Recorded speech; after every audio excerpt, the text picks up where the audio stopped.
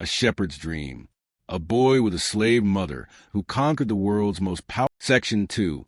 At its peak in the 17th century, the empire covered over 5. Section 3. In 1453, Sultan Mehmed II conquered Section 4. To breach the city, Mehmed II had his army drag warships over. Section 5. The Ottomans used the largest cannon ever built at the time. Section 6. The empire recruited its elite soldiers, the Janissaries, through a system called devshirme, young Christian boys taken from Balkan. Section 7. These boys often became so devoted to the Sultan that many rose to become powerful generals, governors, and even grand viziers. Section 8. Suleiman the Magnificent, who ruled for 46 years, wrote his own legal code so comprehensive that Ottomans. Section 9. During his reign, the empire reached its cultural and military peak, with borders touching Vienna, Baghdad, and the coast of North Africa. Gorsel. Section 10. Suleiman fell deeply in love with a former slave girl named Roxolana and, shockingly, made her his official wife, breaking centuries of royal tradition. Section 11. Roxolana became so influential that historians call this period the Sultanate of Women, where royal wives quietly shaped imperial. Section 12. The Ottoman court had one law so brutal, it's rarely mentioned in text. Section 13. Later sultans replaced execution with imprisonment, locking royal princes inside a secluded. Section 14. One prince, Said Ibrahim, spent 39 years locked in a case before. Section 15. The empire's capital moved multiple times before settling in Istanbul, starting in Sagat, then Bursa, then Edirne, each move marking. Section 16. Ottoman sultans held not one, but multiple titles simultaneously: Sultan, Caliph of Islam, Padishah, and Khan, ruling as both political. Section 17. Every official Ottoman document bore a unique royal signature called a tugra, an elaborate calligraphic symbol. Section 18. In 1529, and again in 1683, Ottoman armies laid siege to Vienna, the closest they ever came to conquer. Section 19. The 1683 defeat at Vienna is often cited as the turning point that began the empire's long, slow decline over the next. Section 20. The Ottoman military band, known as the Mater, is considered the oldest surviving military marching band in the world. Section 21. European composers were so fascinated by this sound that Mozart and Beethoven both wrote music imitating the Ottoman military style. Section 22. Coffee became so central to Ottoman culture that a husband's failure to provide his wife with coffee was once considered legal ground for. Section 23. Yet at times, sultans banned coffee houses entirely, fearing they become breeding grounds for political. Section 24. During the early 18th century, tulip era, Ottoman elites became so obsessed with tulip flowers. Section 25. This obsession spread to the Netherlands, contributing to the infamous Dutch tulip mania, one of history's. Time history. Here is something worth sitting with for a moment. An empire that lasted over 600 years, that stretched from the gates of Vienna to the borders of Persia, from the plains of Hungary to the shores of North Africa, did not begin with a grand army, a wealthy king, or a powerful navy. It began with a single tribe of a few thousand people camped on the cold, dusty frontier of northwestern Anatolia, surviving between two crumbling worlds, with almost nothing to their name except horses, loyalty, and a stubborn refusal to stay small. That is the Ottoman Empire, and tonight we are going to follow its entire extraordinary journey from that forgotten camp in the hills to the courts of the most powerful sultans the world has ever known. Before we drift into the story, if you genuinely enjoy what gets put together here, take a quiet moment to like the video and subscribe, and drop a comment below telling us where in the world you are right now and what time it is.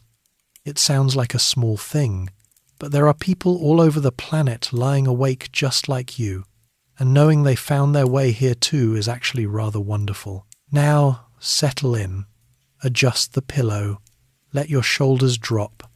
Tonight we are going back roughly 700 years to a world that looked almost nothing like ours, and we are going to watch something remarkable take its very first breath. To understand where the Ottomans came from, it helps to understand what the world looked like in the late 1200s. It was not a stable place. The Mongol armies of Genghis Khan and his successors had spent most of that century tearing through Central Asia and the Middle East like a storm that had no intention of stopping. In 1258, they sacked Baghdad, killing the Abbasid Caliph and effectively ending the golden age of the Islamic world in one brutal sweep. The Seljuk Sultanate of Rum, which had controlled most of Anatolia for 2 centuries, was by now a Mongol vassal still technically existing, but hollowed out, its authority reduced to ceremony. The Byzantine Empire, once the great power of the Eastern Mediterranean, had been weakened by the Crusades, fractured by its own civil wars, and was spending most of its energy simply trying not to collapse. Into this messy, unsettled space, this gap between falling powers, dozens of small Turkic groups had drifted westward from Central Asia over the preceding decades. They were semi-nomadic, mostly Muslim, experienced fighters and horsemen, and they were looking for land, grazing rights, and a future. History would remember most of them as the Anatolian beyliks, small principalities scattered across the peninsula, each carving out its own territory in the political vacuum left behind by the Mongols and the fading Seljuks. One of these groups was the Kai clan, part of the larger Oghuz Turkic people. Their leader, a man named Ertugrul, had been granted a small stretch of land near the town of Sogut in the northwestern corner of Anatolia, close to the Byzantine frontier. It was not particularly rich land. It was borderland, the kind of place where the rules were loose and survival required constant attention. But it also meant that Ertugrul's people were positioned right on the edge of Byzantine territory, which gave them something valuable, the opportunity to raid, to expand, and eventually to grow. When Ertugrul died, sometime around 1280, his son Osman inherited leadership of the clan. Osman was probably in his early 20s. History does not give us a physical description that can be verified, but later Ottoman tradition describes him as a practical, serious man, not especially interested in spectacle, very much interested in results. What is clear from his actions is that he had an unusually good instinct for politics. He understood that raw raiding was not enough. To build something lasting, you needed alliances, legitimacy, and a reason for people beyond your own tribe to follow you. He found part of that legitimacy through marriage. Osman married the daughter of a respected local religious figure, a sheikh named Edebali, whose spiritual authority gave Osman's ambitions a kind of moral weight in the eyes of the Muslim frontier communities around him. Ottoman legend would later frame this with a famous dream. Osman supposedly saw a great tree growing from his chest, its roots spreading across 3 continents, its branches providing shade for the whole world. Sheikh Edebali interpreted this as a prophecy of imperial destiny.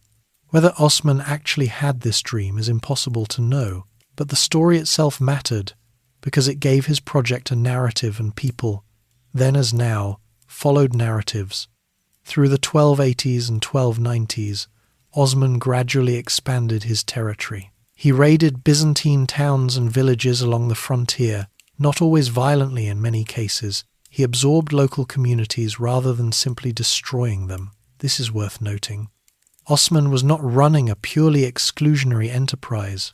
Christians who submitted to his authority and paid tribute were generally left alone. Some even joined his forces. The frontier world he was building was rough and competitive, but it was also, in a practical way, somewhat pluralistic, not out of idealism, but because absorbing people was simply more useful than alienating them. The conventional date given for the founding of the Ottoman state is 1299. This is partly symbolic, a tidy marker chosen by later historians. What actually happened was a gradual process of Osman asserting his independence from what remained of Seljuk authority, essentially declaring himself the sovereign ruler of his own domain. He was not yet calling himself a sultan. The formal titles would come later, but by the turn of the 14th century, the principality he controlled was no longer just a tribe with grazing land. It had its own small administrative structure, its own currency, and its own growing ambition. The moment that gave Osman's project genuine credibility came in 1301 at a place called Baphius, near the city of Nicomedia, today's Izmit, in northwestern Turkey. A Byzantine force marched out to push back against Osman's growing raids, and Osman defeated them.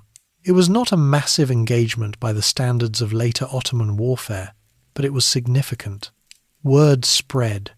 Other Turkic fighters from across Anatolia began drifting toward Osman's camp, drawn by the prospect of a leader who was winning. The Byzantine defeat at Baphius accelerated exactly the kind of migration that would fuel Ottoman expansion for the next century. What made Osman's principality different from the other beyliks scattered across Anatolia was its location and its momentum. The other principalities were surrounded on all sides by Muslim rivals. Osman sat on the Byzantine frontier, which meant there was always somewhere new to push, and the Byzantines, stretched thin and politically distracted, struggled to mount a consistent response. Every victory brought more recruits. More recruits meant more territory. More territory meant more tribute and resources, which funded further expansion. The cycle, once it started, proved difficult to interrupt. Osman spent the last years of his life focusing on Bursa, a wealthy, well-fortified Byzantine city that he wanted to take. He never quite managed it himself. By the early 1320s, he was elderly and unwell, and the siege of Bursa was left to his son Orhan. Osman died around 1323 or 1324. His body was carried to Bursa after Orhan took the city, which he did, shortly after his father's death, and buried there. The tomb of Osman, rebuilt and restored many times over the centuries, remained a place of reverence for Ottomans throughout the life of the empire. Every new sultan would travel to Bursa after their accession to be symbolically girded with the sword of Osman in a ceremony that tied them to the founder and to the original claim. He had started with a patch of borderland and a few thousand followers. He left behind a growing state with a captured Byzantine city as its first real capital, a reputation for military competence, and a tradition of absorbing rather than simply destroying the communities around it. It was not yet an empire, but the bones of one were already there. The sons who built the machine. Orhan inherited a principality. What he left behind, roughly 36 years later, was something that could reasonably be called a state, and the difference between those two things is larger than it might sound. A principality is, in essence, a strong man and the people loyal to him. A state is something more durable. It has institutions, courts, treasuries, organized armies, administrative divisions, schools. It has a logic that outlasts any individual. When Osman died, the thing he had built depended almost entirely on the force of his own personality and reputation. When Orhan died, what he left behind could function without him. That transition, quiet and largely unglamorous, was one of the most important things to happen in Ottoman history. The first order of business was Bursa. Orhan's forces had been besieging it for some time before Osman's death, and it fell, depending on which source you trust, sometime around 1324 to 1326. It became the first true Ottoman capital, and Orhan set about making it feel like one. Mosques were built, a market was established. A theological school, a medrese, was founded in the nearby city of Iznik, which Orhan took in 1331. This was not simply piety. Attracting Islamic scholars and legal experts to the principality was a deliberate political move. It gave Ottoman rule a religious and intellectual legitimacy that went beyond military strength. Scholars wrote, they taught. They produced the kind of administrative and legal knowledge that running a functioning state actually required. The army was the other transformation Orhan oversaw. Under Osman, the Ottoman fighting force had been essentially a tribal levy men who fought because they were part of the clan, who brought their own horses and weapons, and who went home when the fighting was done. This worked fine for raiding. It was less reliable for holding territory. Orhan began moving toward a more professional model. He created a paid infantry force called the Yaya soldiers who trained regularly and could be deployed at will rather than assembled seasonally. It was a modest beginning compared to what would come later, but it reflected the same impulse that shaped everything Orhan did, turning informal arrangements into durable structures. Through the 1330s, Ottoman expansion continued at a steady pace. Nicomedia fell in 1337. The surrounding territory filled in around these captured cities, with local administrators appointed to collect taxes and maintain order. Orhan issued his own coinage, a small detail, but a meaningful one. A currency is a declaration. It says, "This is a sovereign entity with its own economy and its own measure of value." The coins bore Orhan's name, and they circulated across an expanding territory as both practical instruments and quiet announcements of who was in charge. The relationship with Byzantium during these decades was complicated and, frankly, a little absurd in the way that only medieval dynastic politics can manage to be. The Byzantine Empire was not simply the Ottomans' enemy. It was also, at various moments, their employer, their in-law, and their reluctant landlord. The empire had been tearing itself apart with internal conflict for years, and two rival claimants to the Byzantine throne, John VI Cantacuzene and John V Palaiologos, each desperately needed outside military help to beat the other. Cantacuzene turned to Orhan. In exchange for Ottoman military support, he gave Orhan his daughter Theodora in marriage, sometime around 1346. Orhan did not convert. Theodora apparently did not fully convert either, though the details are blurry. The arrangement was political, and it worked at least for a while. Ottoman forces helped Cantacuzene secure his position, and Orhan gained not just a Byzantine bride but a close relationship with the empire that opened doors no raiding party could have forced. What Orhan was learning, and what his successors would master, was that military force and political maneuvering were most effective when used together. You did not always have to destroy something to control it. Sometimes you could simply make yourself indispensable to it. The crossing into Europe came in 1354, and it came almost by accident, or at least the opportunity arrived by accident, even if the decision to seize it was entirely deliberate. An earthquake struck the Gallipoli Peninsula on the northern shore of the Dardanelles Strait, damaging the walls of several Byzantine fortifications. Orhan's son Suleiman Pasha moved quickly. His forces crossed the narrow strait and occupied Gallipoli before the Byzantines could repair or reinforce it. It was the first permanent Ottoman presence on European soil, and its significance was immediately understood by everyone involved. The Byzantines were horrified. They pleaded for Gallipoli's return. Orhan declined, politely but firmly. From Gallipoli, Ottoman forces began moving inland into Thrace, the southeastern corner of the European continent. The territory was lightly defended. Byzantine authority there was nominal at best. Small settlements and fortifications fell one after another, and the Ottoman presence in Europe began to take root.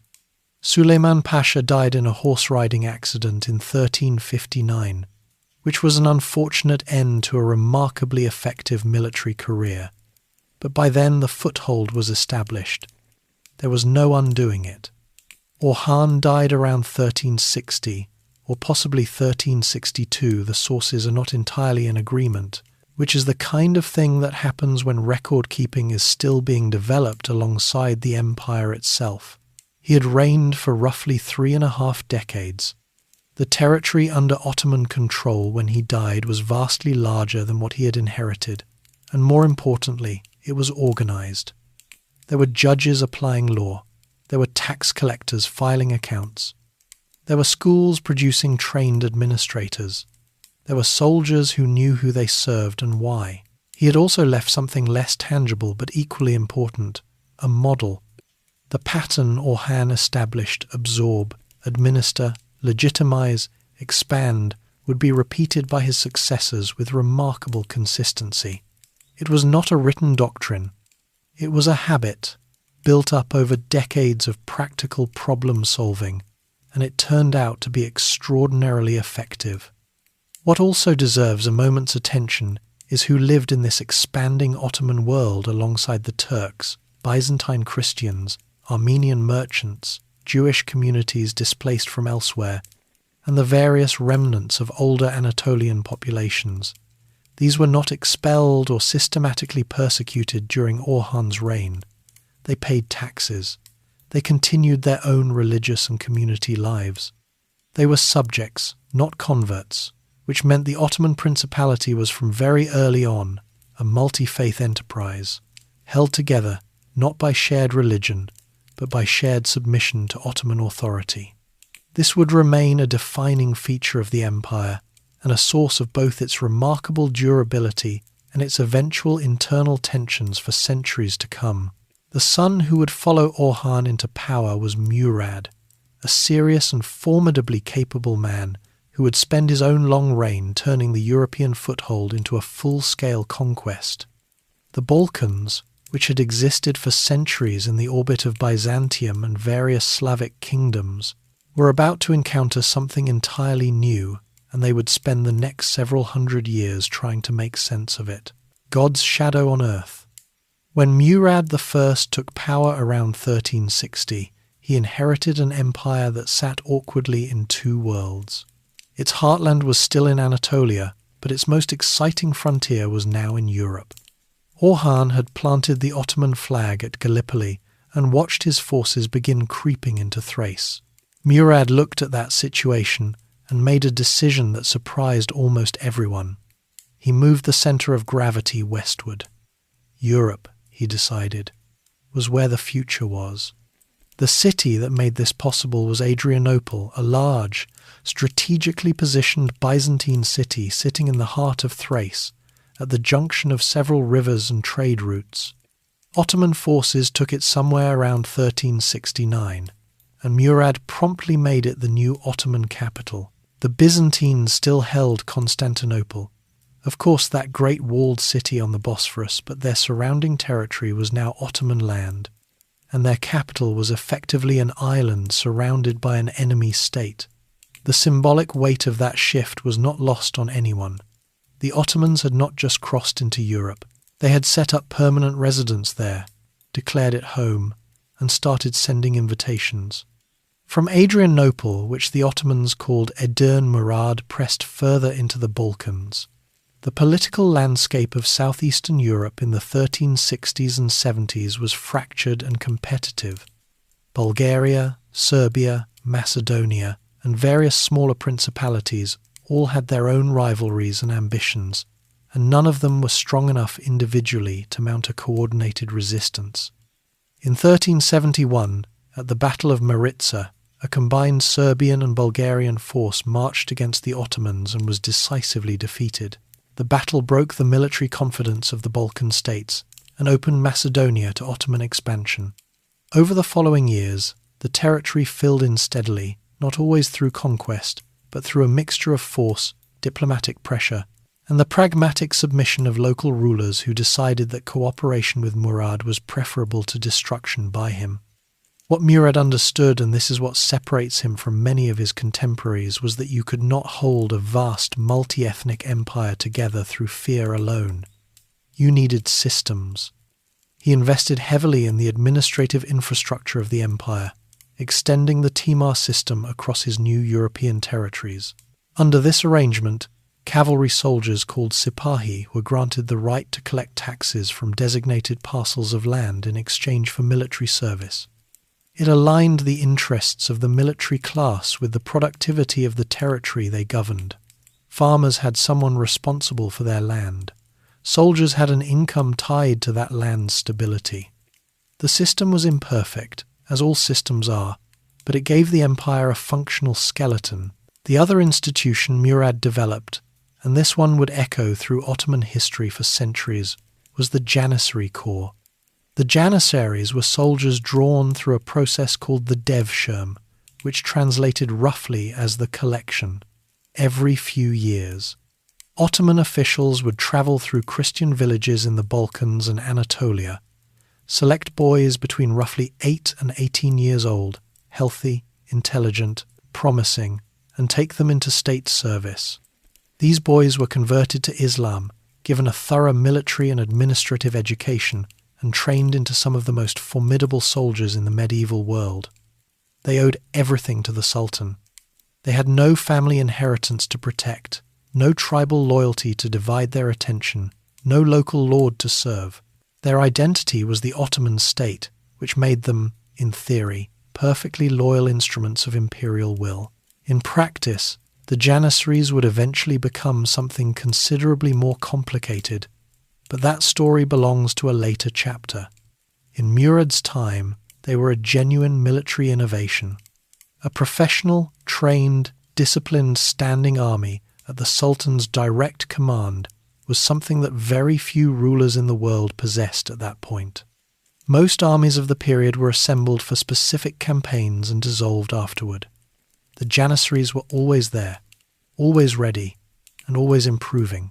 It gave the Ottomans a structural military advantage that their neighbours struggled to match. Murad also formalized the empire's relationship with Islamic law, appointing senior judges and religious scholars to positions of real authority within the administrative system.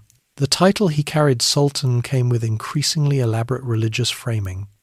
Later sultans would adopt the phrase God's shadow on earth, a phrase that captured the Ottoman understanding of imperial authority as something divinely sanctioned rather than purely political.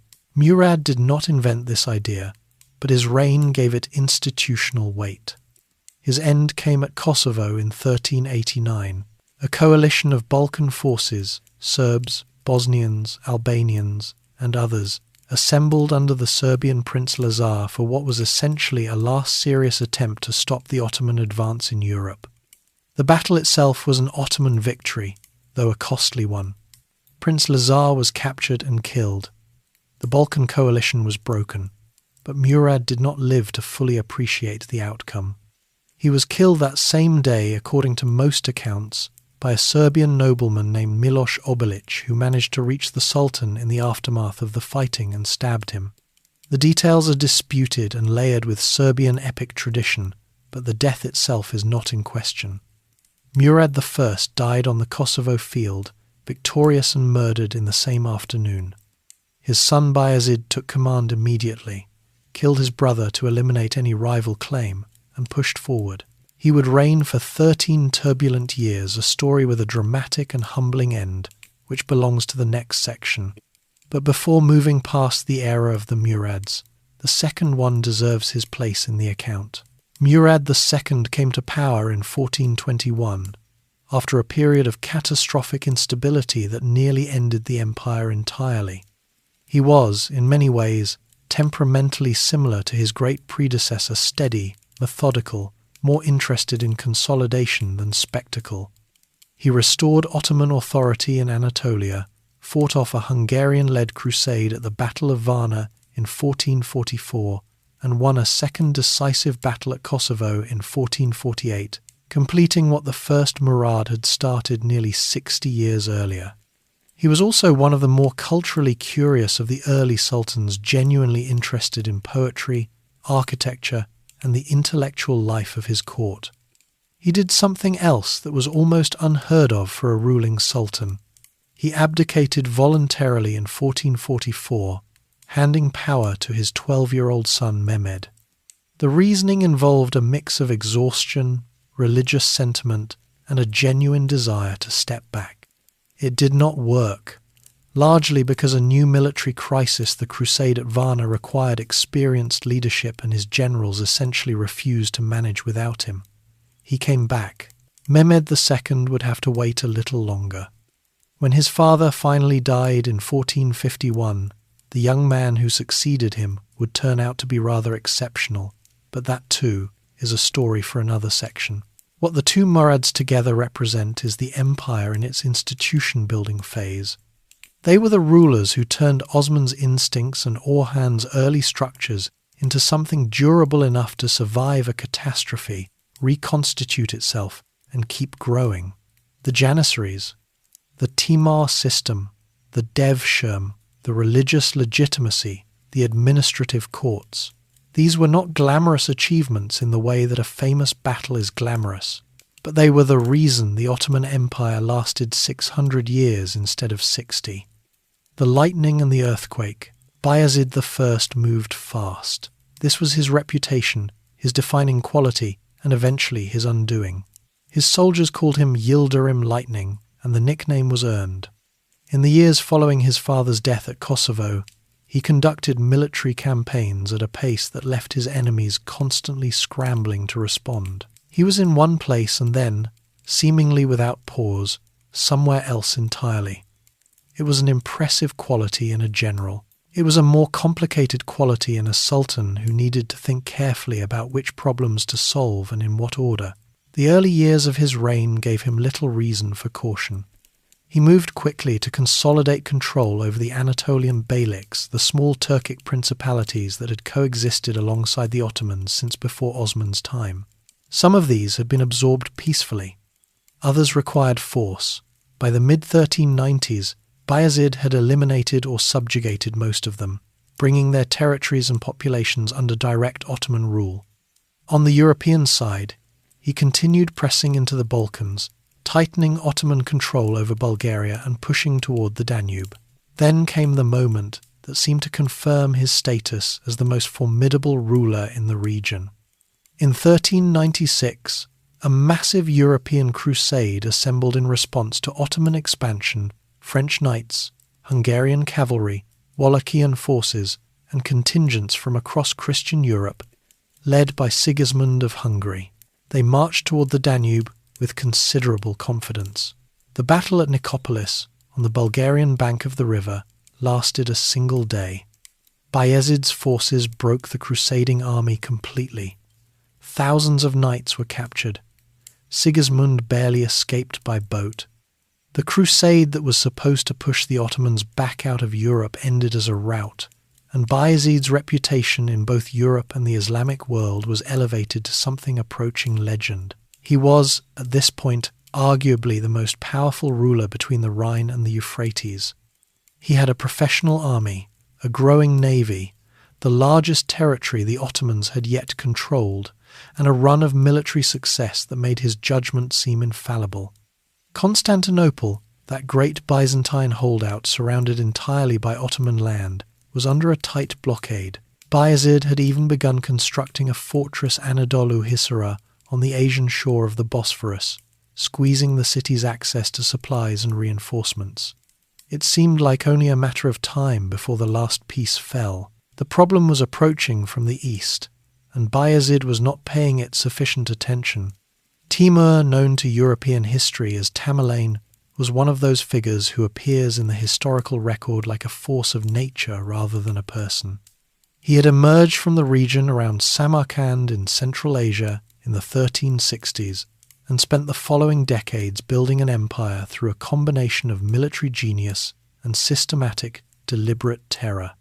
He conquered Persia. He devastated the Golden Horde. He invaded northern India, sacked Delhi, and departed having killed so many people that contemporary accounts become almost too large to process. He was not a Mongol by direct descent, but he deliberately modelled himself on Genghis Khan's legacy and pursued conquest with a similar organizational ruthlessness. By the late 1390s, Timur's attention had turned westward toward Anatolia, and the friction with Bayezid had a specific, traceable cause. Several of the Anatolian beylik rulers that Bayezid had deposed or subjugated had fled east and sought refuge with Timur. They were, from their perspective, legitimate rulers who had been unjustly dispossessed. Timur agreed, or found it politically useful to agree, and demanded that Bayezid restore their territories. Bayezid's response was, by most accounts, dismissive and contemptuous. The two rulers exchanged letters that grew progressively less diplomatic, which perhaps gave the scribes involved some anxious moments, given what happened next. Timur invaded Anatolia in 1400. He sacked Sivas, an important city in central Anatolia, with thoroughness and cruelty, killing its garrison and much of its population. Bayezid's response was hampered by the fact that he was still managing his siege of Constantinople and had to disengage, which cost him time and strategic momentum. He assembled his army and moved to meet Timur, and the two forces came together near Ankara in the summer of 1402. The Battle of Ankara on the 28th of July, 1402, was one of the largest military engagements of the medieval period. Bayezid had a substantial army, estimates vary, but both sides fielded forces numbering in the tens of thousands.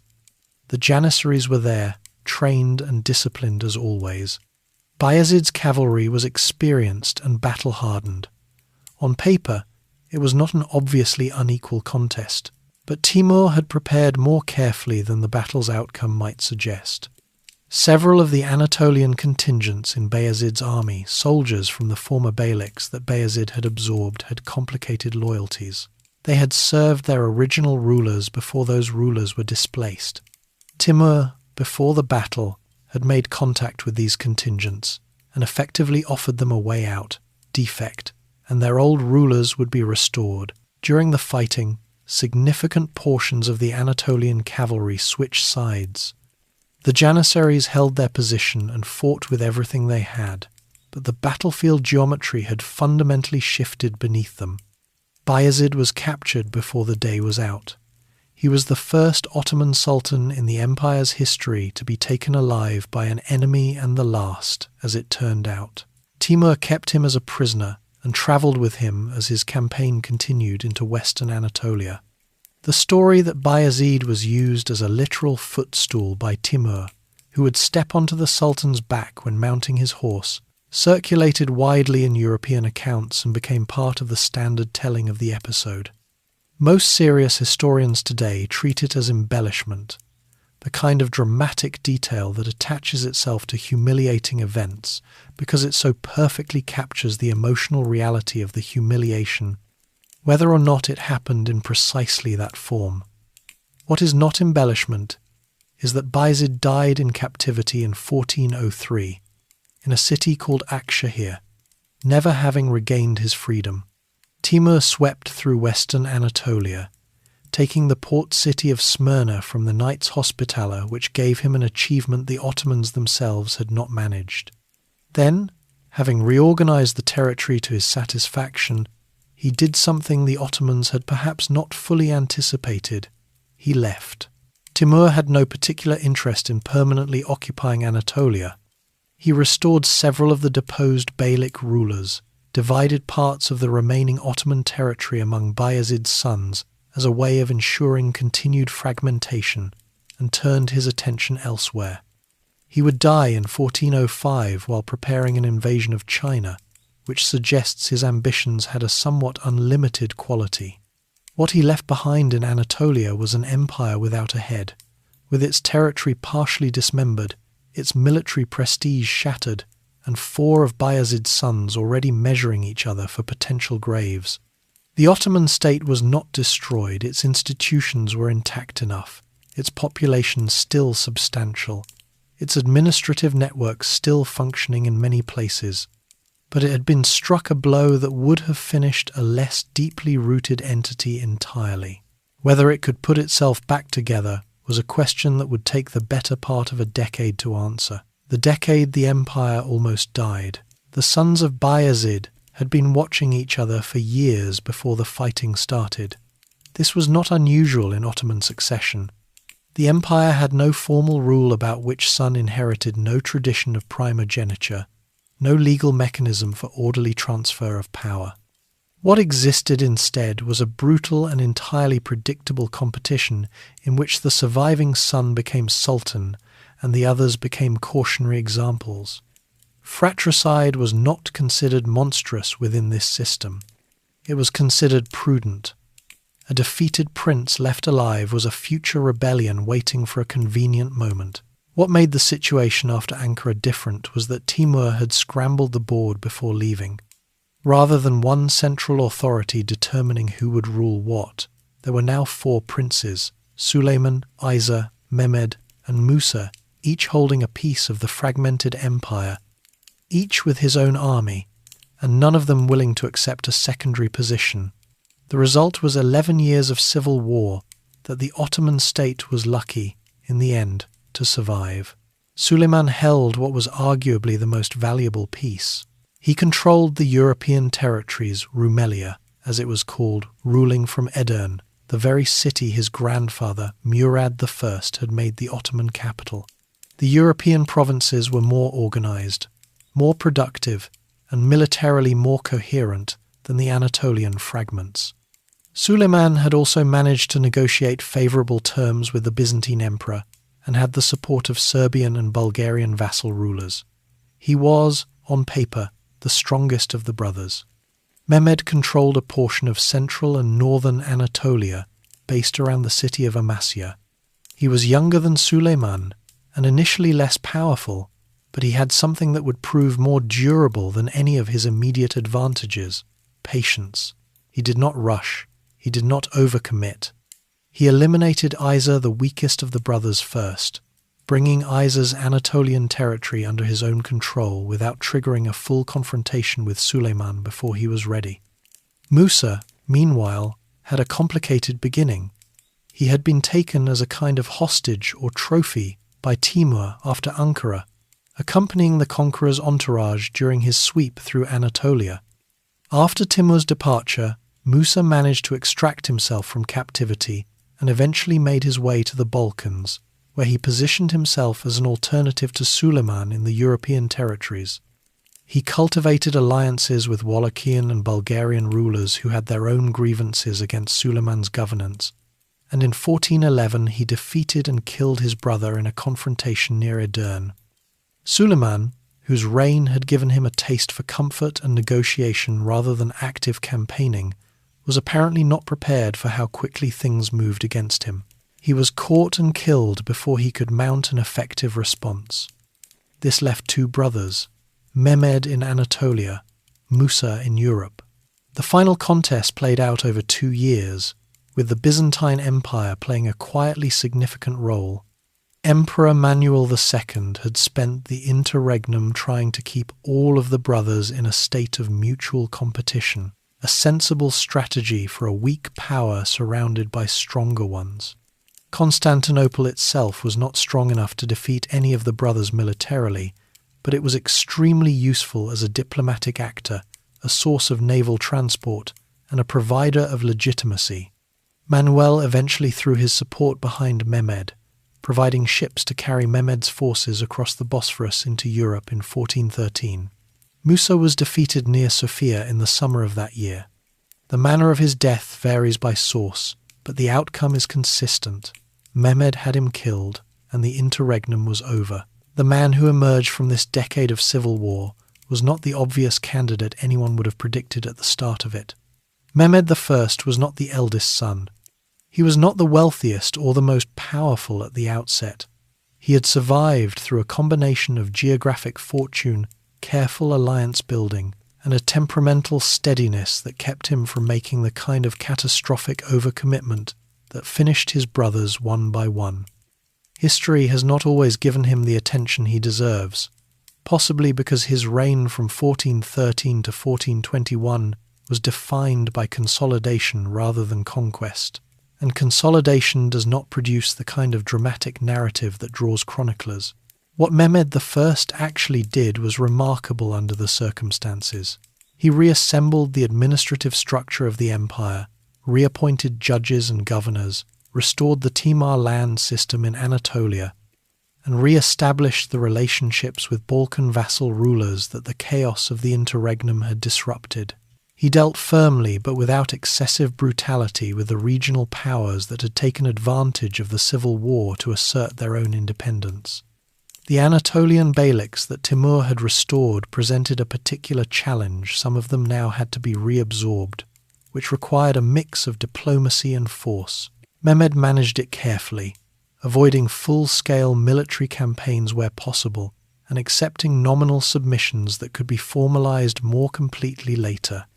The most serious internal challenge of his reign came not from a rival prince or a foreign power, but from a religious movement. Sheikh Bedreddin was a scholar and mystic who had, during the chaos of the interregnum, developed a following around ideas that blended Sufi Islamic mysticism with social egalitarianism, the notion that distinctions of religion and property were less important than shared human community. In the context of the Ottoman world, these ideas found an audience among people who had been economically displaced by the civil war, and among non-Muslim communities looking for a framework that gave them genuine equality rather than merely tolerated status. Bedreddin's movement produced an armed uprising in 1416, centered in Thrace, that required a full military response to suppress. Bedreddin was captured and executed, his movement dispersed. But the episode was a reminder that the empire's recovery from the interregnum was not simply a matter of administrative restoration. There were genuine social pressures building beneath the surface. One curious detail about the interregnum that tends to get overlooked is how the Ottoman institutional structures survived it at all. The janissaries, the religious courts, the tax collection apparatus, the Timar holding Sipahi cavalry, all of these continued functioning to varying degrees throughout the civil war, attaching themselves to whichever prince controlled their particular region. The empire nearly collapsed at the political level, but its working parts kept working.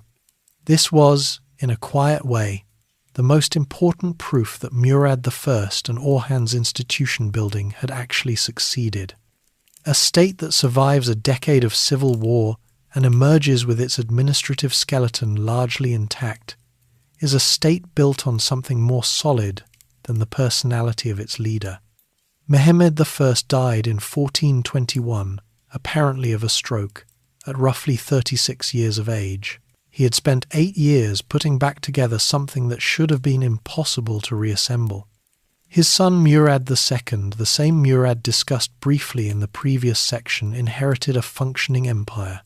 Not a great empire, not yet fully recovered in all its parts, but a working one. The machinery was running. The borders were roughly restored. The janissaries were trained and paid. The question of what to do next could now, for the first time in over a decade, be approached as a strategic problem rather than a survival problem. The boy who dreamed of Rome. Mehmed II came to his permanent reign in 1451 at 19 years of age, and within months of taking power, he began making preparations for something his predecessors had circled for nearly a century without completing: Constantinople, the city, the walls, the idea. He had grown up thinking about it. This is not a romantic embellishment, it is simply documented fact. Mehmed was an unusually well-educated young man for his time and position. He spoke several languages, including Greek and Latin, and had read widely in the classical tradition. He knew the history of Rome, knew Alexander the Great's campaigns, knew what Constantinople represented not just as a military target but as a symbol. Whoever held that city held a claim, however tenuous, however contested, to the legacy of the Roman Empire itself. Mehmed wanted that claim. He had wanted it since he was old enough to understand what it meant. His early years had not been entirely smooth. When Murad II abdicated briefly in 1444, the 12-year-old Mehmed was placed on the throne as his successor, an experiment that went poorly almost immediately. The Janissary Corps, accustomed to experienced leadership, grew restless. A Hungarian-led crusade threatened the European territories. The Grand Vizier effectively managed the actual governance, while the young Sultan struggled with the weight of a position he was not yet ready for. Murad came back. Mehmed was returned to the role of prince and heir, and spent the remaining years of his father's reign governing the province of Manisa in western Anatolia, reading, planning, and waiting. When Murad died in 1451 and Mehmed took permanent control, he moved with a speed and clarity of purpose that caught even experienced Ottoman courtiers off guard. The first order of business was Constantinople itself, and the preparations he made were thorough in a way that previous Ottoman attempts on the city had not been.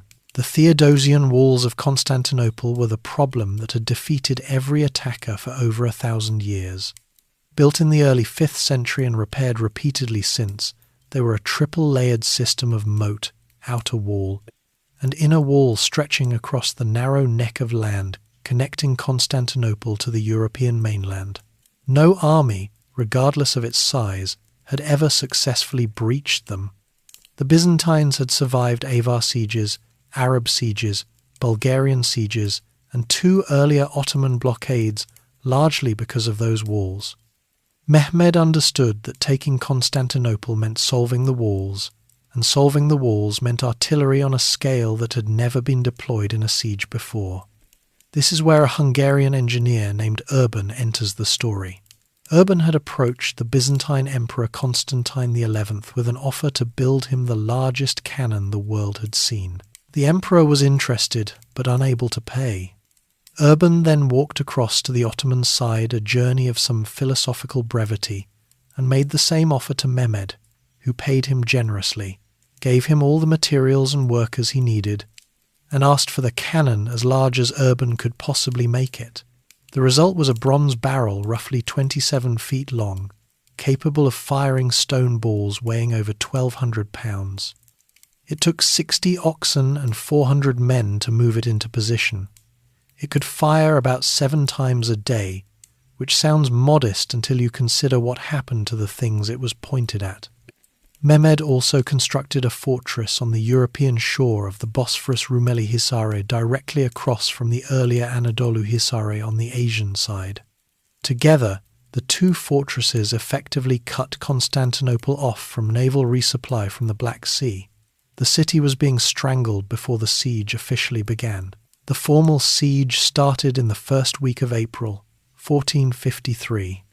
The Ottoman army surrounding Constantinople was massive. Estimates range widely, but most modern historians suggest somewhere between 60,000 and 80,000 men, against a Byzantine garrison of perhaps 7,000 defenders, including some Genoese and Venetian volunteers.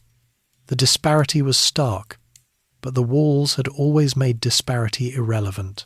What had changed was the artillery. Urban's great cannon and a battery of smaller guns alongside it began systematically reducing sections of the Theodosian walls. Progress was slow, and the defenders worked through the nights, filling breaches with earth, timber, and whatever materials were available. The Ottoman fleet in the Bosphorus was supposed to force the Golden Horn, the inlet, forming the city's northern harbour, but the Byzantines had strung a massive iron chain across its entrance, and the fleet could not break through. Mehmed's response to the chain was one of the most discussed logistical feats of the medieval period. He had his ships hauled out of the water, placed on wooden cradles greased with animal fat, and dragged overland across the hill behind the Genoese colony of Galata, then relaunched into the Golden Horn behind the chain. Whether this took 1 day or several is debated. That it happened is not. The Byzantines woke to find Ottoman warships in their harbour, and the psychological impact was as significant as the military reality. The final assault came in the pre-dawn hours of the 29th of May, 1453. Mehmed sent wave after wave against the wall's irregular forces first, then Anatolian troops, and finally the Janissaries, disciplined and fresh, targeting a section of wall that had been partially breached near a gate called the Kirko Porta. The Janissaries found their way through. Once Ottoman soldiers were inside the walls, the defence could not hold. Emperor Constantine, the 11th Palaiologos, reportedly threw off his imperial insignia and died fighting in the streets. His body was never definitively identified, a detail that became the seed of later Greek legends about a sleeping emperor who would one day return. Mehmed entered the city that afternoon. He rode to the Hagia Sophia, the great cathedral that had been the spiritual centre of Eastern Christianity for nearly 1,000 years, and stood inside it quietly. What he thought in that moment is not recorded with any certainty, but later Ottoman accounts preserved a fragment of Persian verse attributed to him, about spiders spinning webs in the palaces of kings and owls calling from the towers of the proud. Whether he actually said it, or whether it was attached to him later as a piece of fitting poetry, it captured something real about the mood of the moment, the strangeness of standing in an achievement that had been a dream for so long. He ordered the cathedral converted into a mosque. He also ordered pointedly that the city not be destroyed. Constantinople, which he would rename Istanbul, though the old name persisted in common use for centuries, was to be repopulated, rebuilt, and made into the capital of the Ottoman Empire. He invited Greek, Armenian, Jewish, and other communities to settle there. He appointed a new Greek Orthodox patriarch, signaling that the religious life of the city's Christian population would continue under Ottoman governance. Within weeks, Mehmed had adopted a title that announced his intentions to the world, Kaisari Rum, Caesar of Rome. He was not merely the Ottoman Sultan. He was, in his own telling and that of his court, the heir to a tradition reaching back to Augustus. Whether the courts of Europe agreed was a separate matter, but the world had unquestionably changed on that May morning, and everyone who was paying attention knew it. The Sultan at the centre of everything. The morning after Constantinople fell, Mehmed had a city and a problem. The city was half empty. Years of Ottoman blockade, Byzantine decline, and the siege itself had reduced its population to a fraction of what it had been in its imperial heyday. The great avenues were overgrown. Entire neighbourhoods had been abandoned for decades. The infrastructure, water systems, markets, harbour facilities was in various states of decay. Mehmed had won the most symbolically significant city in the medieval world, and what he had won, in practical terms, was a very large ruin with excellent walls. He set about fixing this with characteristic decisiveness. Repopulation was the first priority. He issued broad invitations and, in some cases, direct orders to communities across the empire and beyond to settle in the new capital. Greek families, Armenian traders, Jewish merchants displaced from various parts of Europe, Turkic settlers from Anatolia, all were directed toward Constantinople and given incentives to establish themselves there. The city the Ottomans called Istanbul began filling in within years. By the time of Mehmed's death, it was once again a functioning metropolis, its markets busy, its harbour active, its population ethnically and religiously layered in a way that would define it for centuries. The physical transformation was equally ambitious.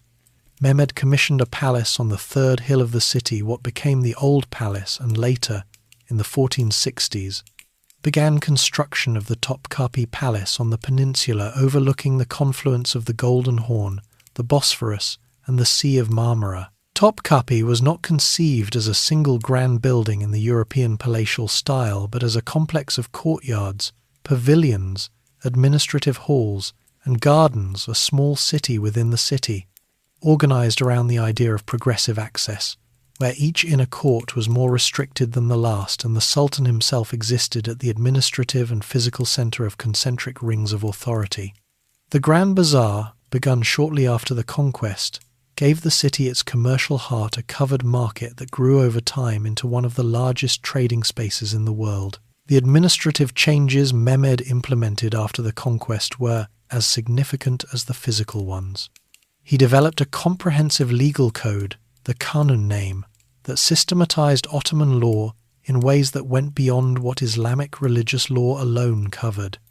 Sultanic law and religious law existed in parallel within the Ottoman system, a distinction that would sometimes create tension but also gave the empire a flexibility in governance that purely theocratic systems lacked. Courts applied different bodies of law depending on the nature of the case, and judges trained in both traditions operated throughout the empire. The millet system, the framework for governing non-Muslim communities, was formalized under Mehmed in ways that gave it lasting institutional shape. Each major religious community was granted a degree of internal autonomy, governed by its own religious leadership under the ultimate authority of the Sultan. Mehmed appointed Gennadios Scholarios as the new Greek Orthodox Patriarch almost immediately after the conquest, a gesture that was both politically strategic and practically necessary. The Patriarch was responsible for the Greek Orthodox community's internal affairs, family law, religious practice, community disputes, and answered to the Sultan as his community's representative. A similar structure applied to the Armenian apostolic community and to Jewish communities throughout the empire. People were not required to convert. They were required to pay their taxes and acknowledge Ottoman sovereignty. What they did within those parameters was largely their own business. This was not equality in any modern sense, and it should not be romanticized as such. Non-Muslim communities paid additional taxes, faced restrictions on certain professions and public expressions of their faith, and operated within a hierarchy that placed Muslims, and particularly Ottoman Turks, at the top. But in the context of a 15th century world in which religious minorities in much of Europe faced expulsion, forced conversion, or worse, the Ottoman millet framework offered a kind of structured coexistence that proved durable enough to last for centuries. Mehmed's military ambitions did not pause while he rebuilt his capital. The years between 1453 and his death in 1481 were almost continuously active. Serbia was fully conquered in 1459. The Morea, the last surviving Byzantine despotate in Greece, fell in 1460, and Trebizond on the Black Sea coast, the last remnant of the old Byzantine world outside Constantinople itself, was absorbed in 1461. Bosnia was taken in 1463. The Crimean Khanate became an Ottoman vassal in 1475, giving the empire control over the northern Black Sea coast and access to a powerful cavalry ally. The war with Venice, which ran from 1463 to 1479, was the most prolonged and complex conflict of Mehmed's later reign. Venice held a network of ports and islands throughout the eastern Mediterranean, Negroponte, Modon, Coron, and others that gave it commercial and naval influence in waters the Ottomans increasingly considered their own. The war was fought on multiple fronts across 16 years and ended with an Ottoman victory that cost Venice most of its eastern Mediterranean footholds and established the empire as the dominant naval power in the region. Mehmed's character during these years was more complex than the title conqueror suggests. He was genuinely, verifiably intellectually curious in ways that were unusual for any ruler of his time. He spoke 6 languages. He had Ptolemy's geography translated and used it to commission a new map of the world. He collected Greek manuscripts. He invited the Venetian painter Gentile Bellini to his court in 1479 and sat for a portrait, an act that was, for a Muslim ruler, theologically unconventional enough to raise eyebrows among the more conservative elements of his court, who presumably said nothing out loud about it. The portrait survives and shows a man of middle age with a sharp, evaluating gaze, his nose prominent beneath a large white turban, looking like someone who is deciding something. He also, during a campaign in western Anatolia, made a detour to visit the site of ancient Troy to stand where Achilles and Hector had supposedly fought, and to reflect on the fact that he had now avenged the Trojans by conquering the Greeks. This was not an impulsive eccentricity. It was a calculated piece of historical self-positioning, and it tells you something about the way Mehmed understood his own place in the long arc of civilization. His final campaign was the most audacious. In 1480, an Ottoman force landed at Otranto on the heel of the Italian boot, captured the city, and appeared to be preparing for a march northward. Rome began making contingency plans for evacuation, which must have been an unsettling exercise for a city that had not faced a serious military threat since the Vandals in the 5th century. Mehmed died in May of 1481, before the Italian campaign could develop further, and the Otranto garrison withdrew shortly after. Whether he would actually have marched on Rome is a question history was not given the opportunity to answer. The possibility alone had been enough to make the papacy genuinely nervous, which says something about how seriously the world had come to take him. He died at 49, possibly of gout, possibly of something more deliberate. His physician, reportedly connected to interests loyal to Mehmed's son and successor Bayezid, has been suggested as an agent of the cause. Nothing was ever proven.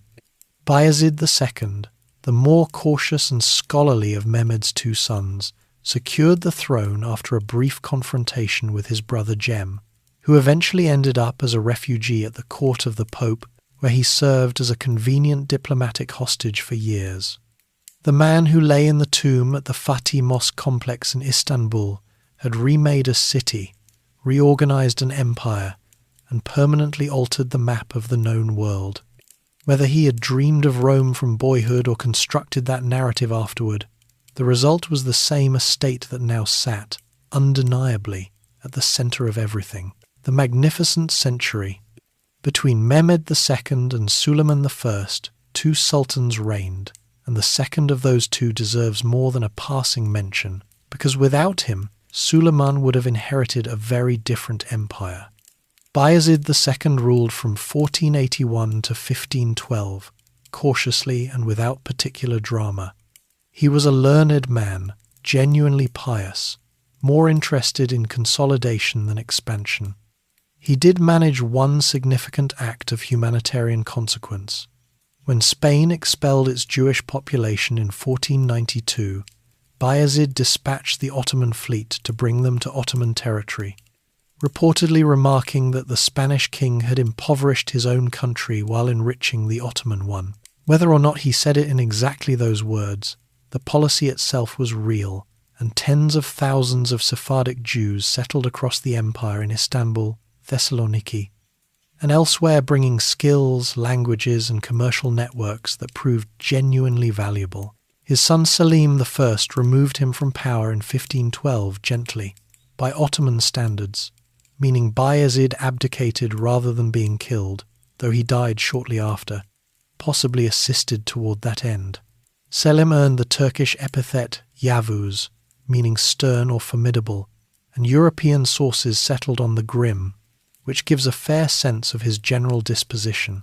He had his brothers and nephews killed to eliminate succession disputes, turned east with his full military attention, and spent 8 years doing something that no Ottoman sultan had managed in the same span of time. He roughly doubled the size of the empire. The Battle of Chaldiran in 1514 was the pivot point. The Safavid dynasty of Persia, led by Shah Ismail, had been aggressively pushing a Shia Islamic identity across the region and actively encouraging Shia sentiment among Anatolian populations, which Selim considered both a religious and a security threat. He marched east and met Ismail's cavalry with Ottoman artillery in a battle that the Safavids, who had not yet developed comparable gunpowder technology, were not equipped to win. Calderon settled, at least temporarily, the eastern frontier and established the rough boundary between the Ottoman and Safavid worlds that would be contested for the next 2 centuries.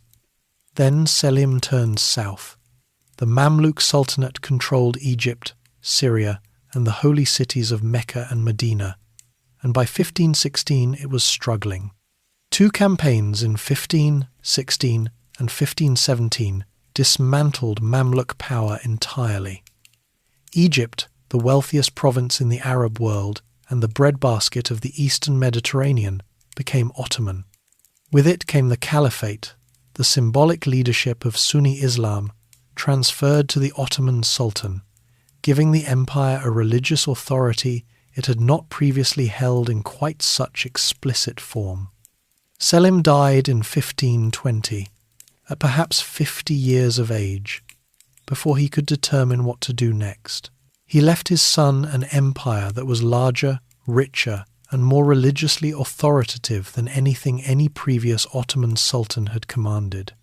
That son was Suleiman. He was 26 years old.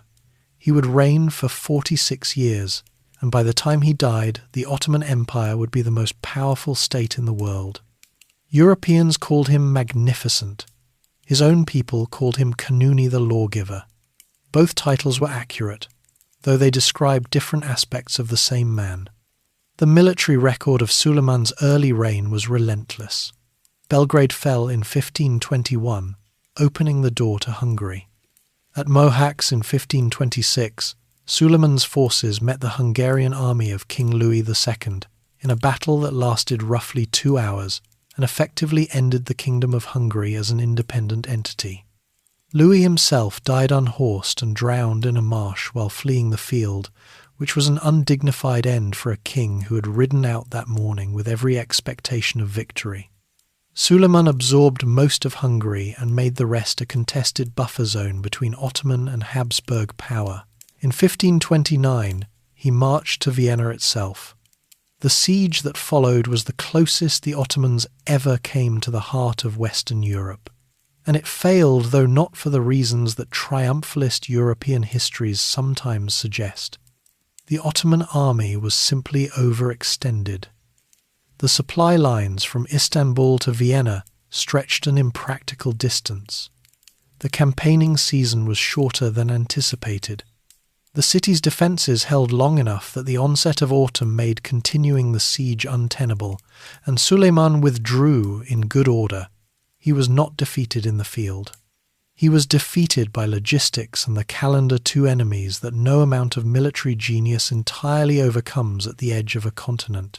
The alliance he formed with France during this period caused something close to collective European disbelief. Francis I of France, a Christian king in perpetual conflict with the Habsburg Emperor Charles V, entered into a formal diplomatic and commercial relationship with the Ottoman Sultan. The Pope wrote letters of protest. The rest of Europe expressed varying degrees of horror. Suleiman and Francis, for their part, appeared entirely unbothered by the scandal their partnership generated, and the Franco-Ottoman alliance produced decades of coordinated pressure on the Habsburgs from east and west simultaneously. Practical politics, in Suleiman's experience, tended to be more useful than theological consistency. At sea, Suleiman gave command of the Ottoman fleet to a man named Hayreddin Barbarossa, a corsair of remarkable ability who had built an independent naval empire across the North African coast before placing it under Ottoman authority. Under Barbarossa, the Ottoman navy became the dominant force in the Mediterranean.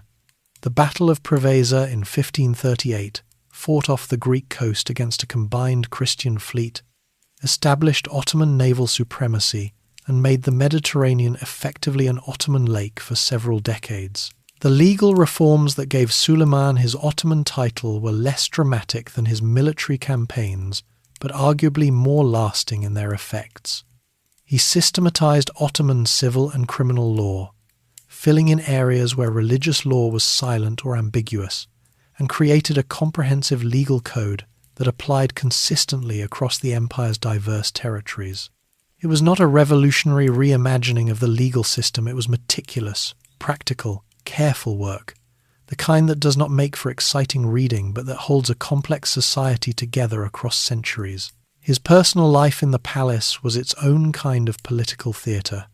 His closest friend from childhood, Ibrahim Pasha, served as Grand Vizier from 1523, an extraordinarily powerful position that Ibrahim filled with genuine competence and increasing confidence. The confidence eventually became a problem. Ibrahim began making statements and gestures that implied a co-equal relationship with the Sultan, which was not a sustainable position for anyone around Suleiman to occupy for long. In 1536, Suleiman invited Ibrahim to dine with him at Topkapi Palace. Ibrahim accepted, spent the evening in apparently comfortable conversation, and was strangled in his sleep that night on Suleiman's orders. The friendship had lasted over 20 years. The decision to end it took, apparently, one dinner. His relationship with Hurrem Sultan, a woman from Ruthenia or possibly Poland who had entered the harem as a slave and risen to become Suleiman's legal wife, an almost unprecedented development, shaped the court politics of his later reign in ways that historians are still debating. Hurrem was by all accounts highly intelligent, deeply influential, and not particularly forgiving of threats to her son's succession prospects. When Suleiman's eldest son Mustafa, widely regarded as the most capable of his children and beloved by the Janissaries, was executed in 1553 on suspicion of plotting against his father, many contemporaries placed the source of that suspicion at Hurrem's feet. Whether the accusation was fair is not provable. What is clear is that Mustafa was killed, the Janissaries mourned him openly, and Suleiman spent his final years in a court shadowed by that decision. He died in 1566 at the siege of Szigetvar in Hungary on the night before the city fell. He was in his early 70s, his health long failing, and his doctors concealed his death for weeks to prevent a collapse of morale in the field. The empire he had built was the largest it would ever be, stretching from Algeria to the Persian Gulf, from the Crimea to the Sudan. Its treasury was full. Its navy commanded the Mediterranean. Its law was sophisticated and its administration efficient. No ruler before or since would preside over the Ottomans at quite this height. Life inside the empire. To understand what the Ottoman Empire actually was, it helps to step back from the battlefield for a moment and ask a simpler question. What was it like to live there? At its height in the 16th century, the era of Suleiman, when the empire stretched across 3 continents and governed somewhere between 15 and 25 million people, the Ottoman world was not a single, uniform experience. It was an enormous collection of very different lives, lived under a shared administrative canopy that was more coherent in its paperwork than in its daily human reality. A wheat farmer in Bulgaria, a Jewish merchant in Thessaloniki, a janissary officer in Istanbul, and a Bedouin shepherd in Syria were all, technically, Ottoman subjects. What that meant for each of them on an ordinary Tuesday was almost entirely different. The empire's social structure was divided along 2 fundamental lines. On one side sat the askari, literally the military class, though the term covered everyone who served the state and was exempt from taxation. This included soldiers, obviously, but also judges, teachers, palace officials, and the religious establishment known as the ulema. These were people whose income came from the state rather than from their own productive labour, and who answered to the sultan's authority in a direct and formal sense. On the other side sat the riaya, the flock, as the Ottoman term translated, which meant everyone else: farmers, merchants, craftsmen, artisans. These were the taxpayers, the productive mass of the population whose surplus sustained the entire apparatus above them. Within the raya, a further distinction ran between Muslim subjects and the dimmest the protected non-Muslim communities, primarily Christians and Jews, who lived under the millet system discussed in an earlier chapter. In practical daily terms, the difference showed up in taxes, in the kinds of buildings communities were permitted to construct, in what colours certain groups were expected to wear in public, and in legal matters, where religious courts handled internal community affairs according to each group's own traditions. Non-Muslims could not, as a general rule, ride horses or carry weapons in the city. They paid the jizya, a head tax that acknowledged their protected but secondary status. In return, they received a degree of communal autonomy that was, by the standards of the 15th and 16th centuries, relatively rare in the world. Clothing in Ottoman society was not merely a matter of personal preference. It was a system of visual information that announced, at a glance, who you were, what community you belonged to, and roughly where you sat in the hierarchy. Muslim men of standing wore turbans, the colour, size, and wrapping style communicating rank and religious position. Ulama wore particular styles. Janissaries had their distinctive white felt Burke caps, tall and somewhat impractical looking, which had the practical advantage of making them immediately identifiable on a battlefield. Christian subjects in many parts of the empire were expected to wear dark-coloured outer garments and avoid colours associated with Muslim identity. Jewish communities were similarly distinguished in Istanbul during the 16th century. Blue was associated with Jewish dress in certain contexts. These rules were enforced inconsistently and flouted regularly, especially as the empire's cities grew more cosmopolitan, but they remained on the books and were occasionally enforced with renewed enthusiasm whenever a particular official decided to make the point. At the very top of the clothing hierarchy sat the Sultan and his court. The kaftans, worn by senior officials and the Sultan himself, were extraordinary objects, layered silk garments with intricate woven patterns, trimmed with fur, embroidered with gold and silver thread, and color-coded to indicate the wearer's specific rank within the palace hierarchy. The imperial wardrobe was maintained with the same bureaucratic precision as the treasury. A garment worn by the sultan on a specific occasion would be carefully catalogued, stored, and sometimes presented as a gift, a kaftan from the sultan's own shoulders being one of the highest honours he could bestow. Several hundred of these garments survive in the Topkapi Palace collections today and remain among the finest textile objects from the period anywhere in the world. Food followed a similar logic of hierarchy. For ordinary people in both urban and rural settings, the daily diet centered on bread, lentils, chickpeas, and whatever vegetables the season provided. Lamb was the meat of preference across the empire, beef less common, pork absent from Muslim and Jewish tables. In the cities, kebabs of various kinds were a standard street food, along with burek pastry filled with cheese, spinach, or minced meat and various rice dishes that the Ottomans had inherited and elaborated from Persian and Arab culinary traditions. Sweets were a distinct category of Ottoman cultural pride. Baklava in its many regional variations, helva made from sesame paste or semolina, and a chewy confection made from sugar and starch that would eventually reach European markets under the name Turkish Delight.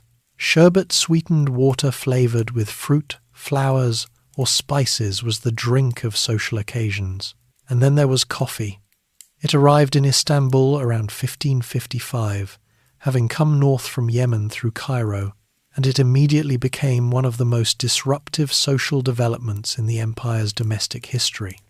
Coffeehouses Kahvehan opened across the city and spread rapidly to provincial towns.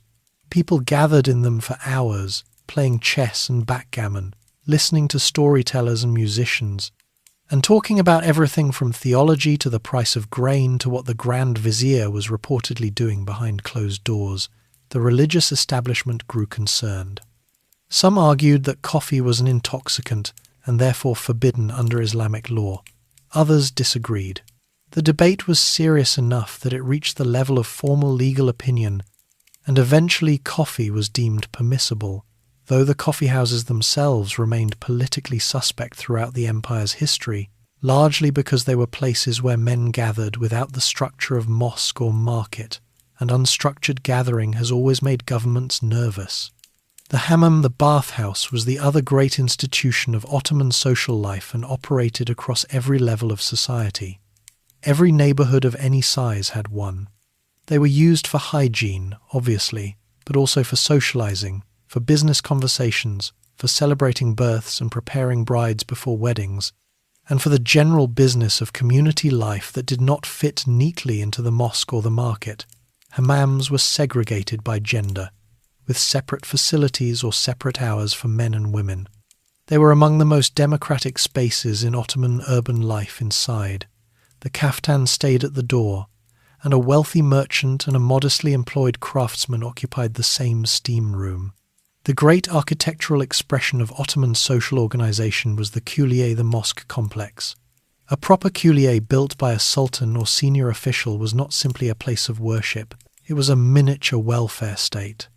Around the central mosque clustered a school, a hospital or clinic, a soup kitchen that fed the poor daily, a caravanserai for travellers, a market whose rents funded the complex's operations, and often a hammam. The soup kitchens of major Istanbul Kulliye fed hundreds or thousands of people every day, students, the poor, travellers, and staff. The complex paid for itself through its commercial properties and was administered as a charitable foundation, a vakuf, that was legally protected and could outlast the political changes happening around it. The supreme architect of these complexes was Mimar Sinan, who served as chief Ottoman architect from the 1530s until his death in 1588 at what was reportedly close to 100 years of age. Sinan designed somewhere between 300 and 400 structures during his career: mosques, bridges, schools, caravanserais, hands, and palaces, of which the Süleymaniye Mosque complex in Istanbul and the Selimiye Mosque in Edirne are generally considered his greatest works. The Selimiye in particular, completed in 1575, features a dome that Sinan himself claimed exceeded the Hagia Sophia in diameter, and the claim is close enough to accurate to be worth making. He was, by any reasonable measure, one of the most productive architects in human history, and the Ottoman landscape he shaped is still visible across Turkey, the Balkans, and the Arab world today. Rural life was quieter and more constrained than the urban world, as it always is. Peasant farmers worked land held under the Taimar system, paying a portion of their harvest as tax to the Sipahi cavalry officer who held the grant. They were not serfs, they could not be bought and sold, and they had legal recourse in Ottoman courts, but they were tied to their productive obligations in ways that limited their mobility and options. The empire depended on them, fed itself with their labour, and governed them at enough distance that for many rural communities, the Ottoman state was primarily experienced as a tax collector who arrived once or twice a year and otherwise left them to their own affairs. It was, in sum, a world of extraordinary diversity held together by a framework that was simultaneously sophisticated and unequal, cosmopolitan and hierarchical, a civilization that produced remarkable art, architecture, and law while resting on the labour of millions of people who would never see the inside of Topkapi Palace, and never needed to, as long as the harvest came in and the tax collector was not too aggressive about the accounting. When the palace ate itself, Suleiman's death in 1566 set off a transformation so gradual that no single person watching it happen could have identified the precise moment. Things began to go wrong. It was not a crisis. It was an erosion, the kind that takes decades to become visible, and by the time it is visible has already done most of its damage. His son Selim II was not a disaster as sultans went, but he was also not Suleiman, and the gap between those two things was significant.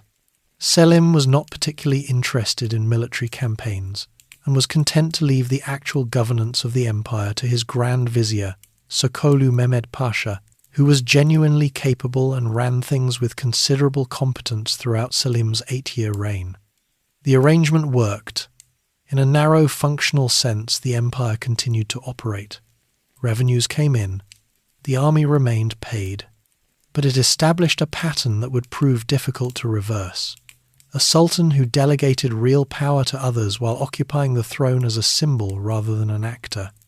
Selim died in 1574, reportedly having slipped on a wet floor in his hammam after a period of heavy drinking, a detail that his nickname, the Sot, does little to contextualize charitably.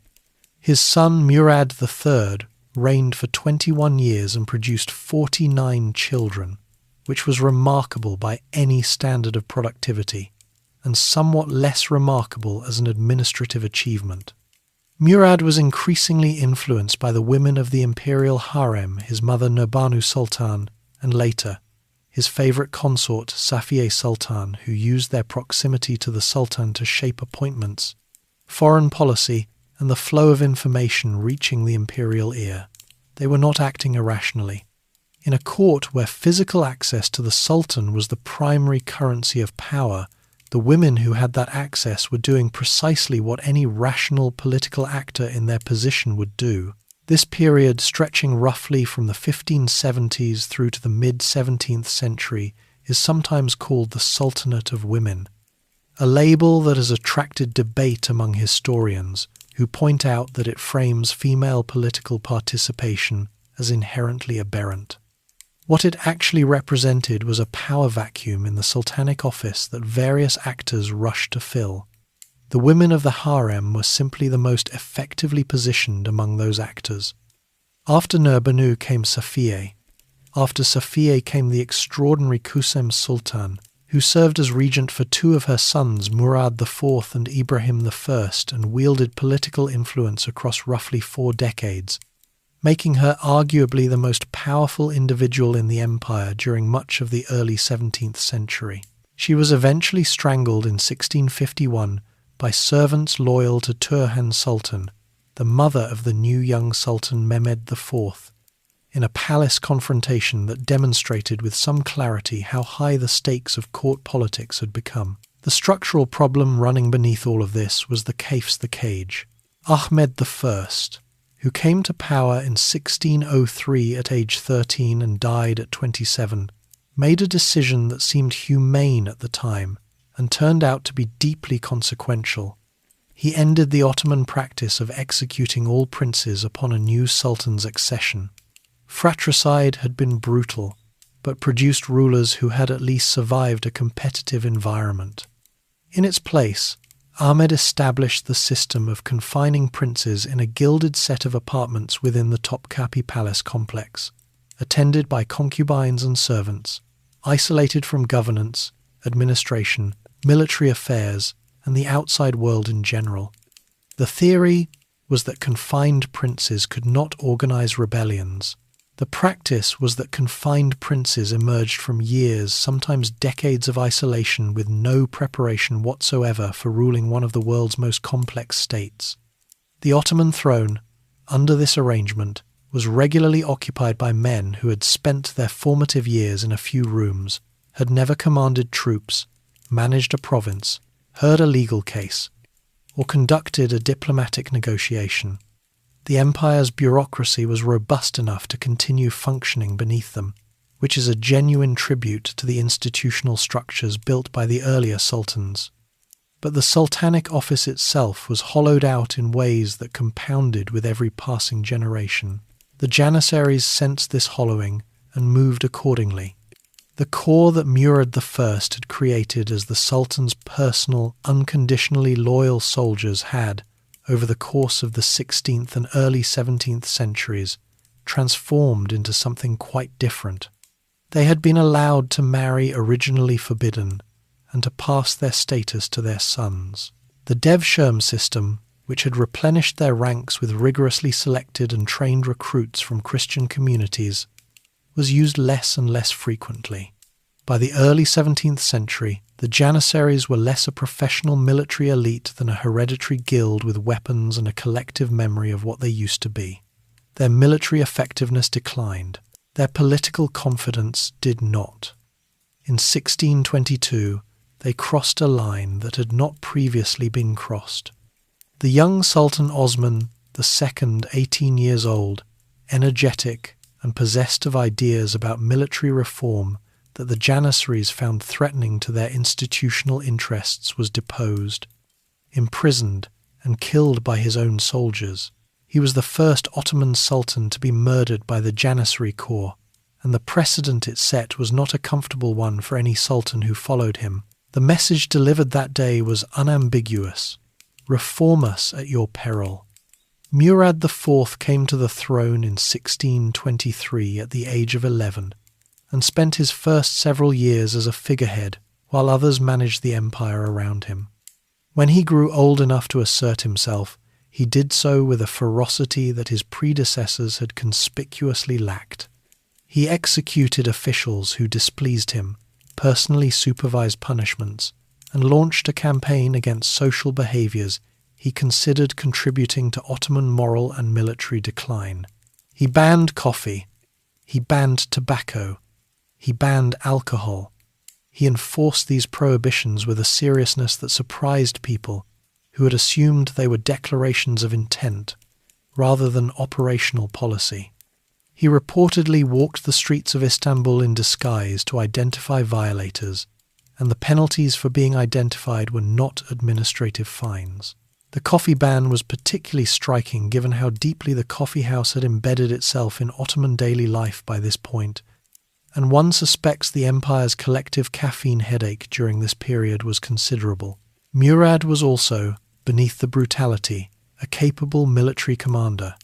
He reconquered Baghdad from the Safavids in 1638 after a campaign of genuine operational skill, and the Treaty of Zuhab that followed established a border between the Ottoman and Safavid empires that remained essentially stable for the rest of the empire's history. He died in 1640 at 37, reportedly from cirrhosis of the liver, a somewhat ironic end for a man who had executed people for drinking wine.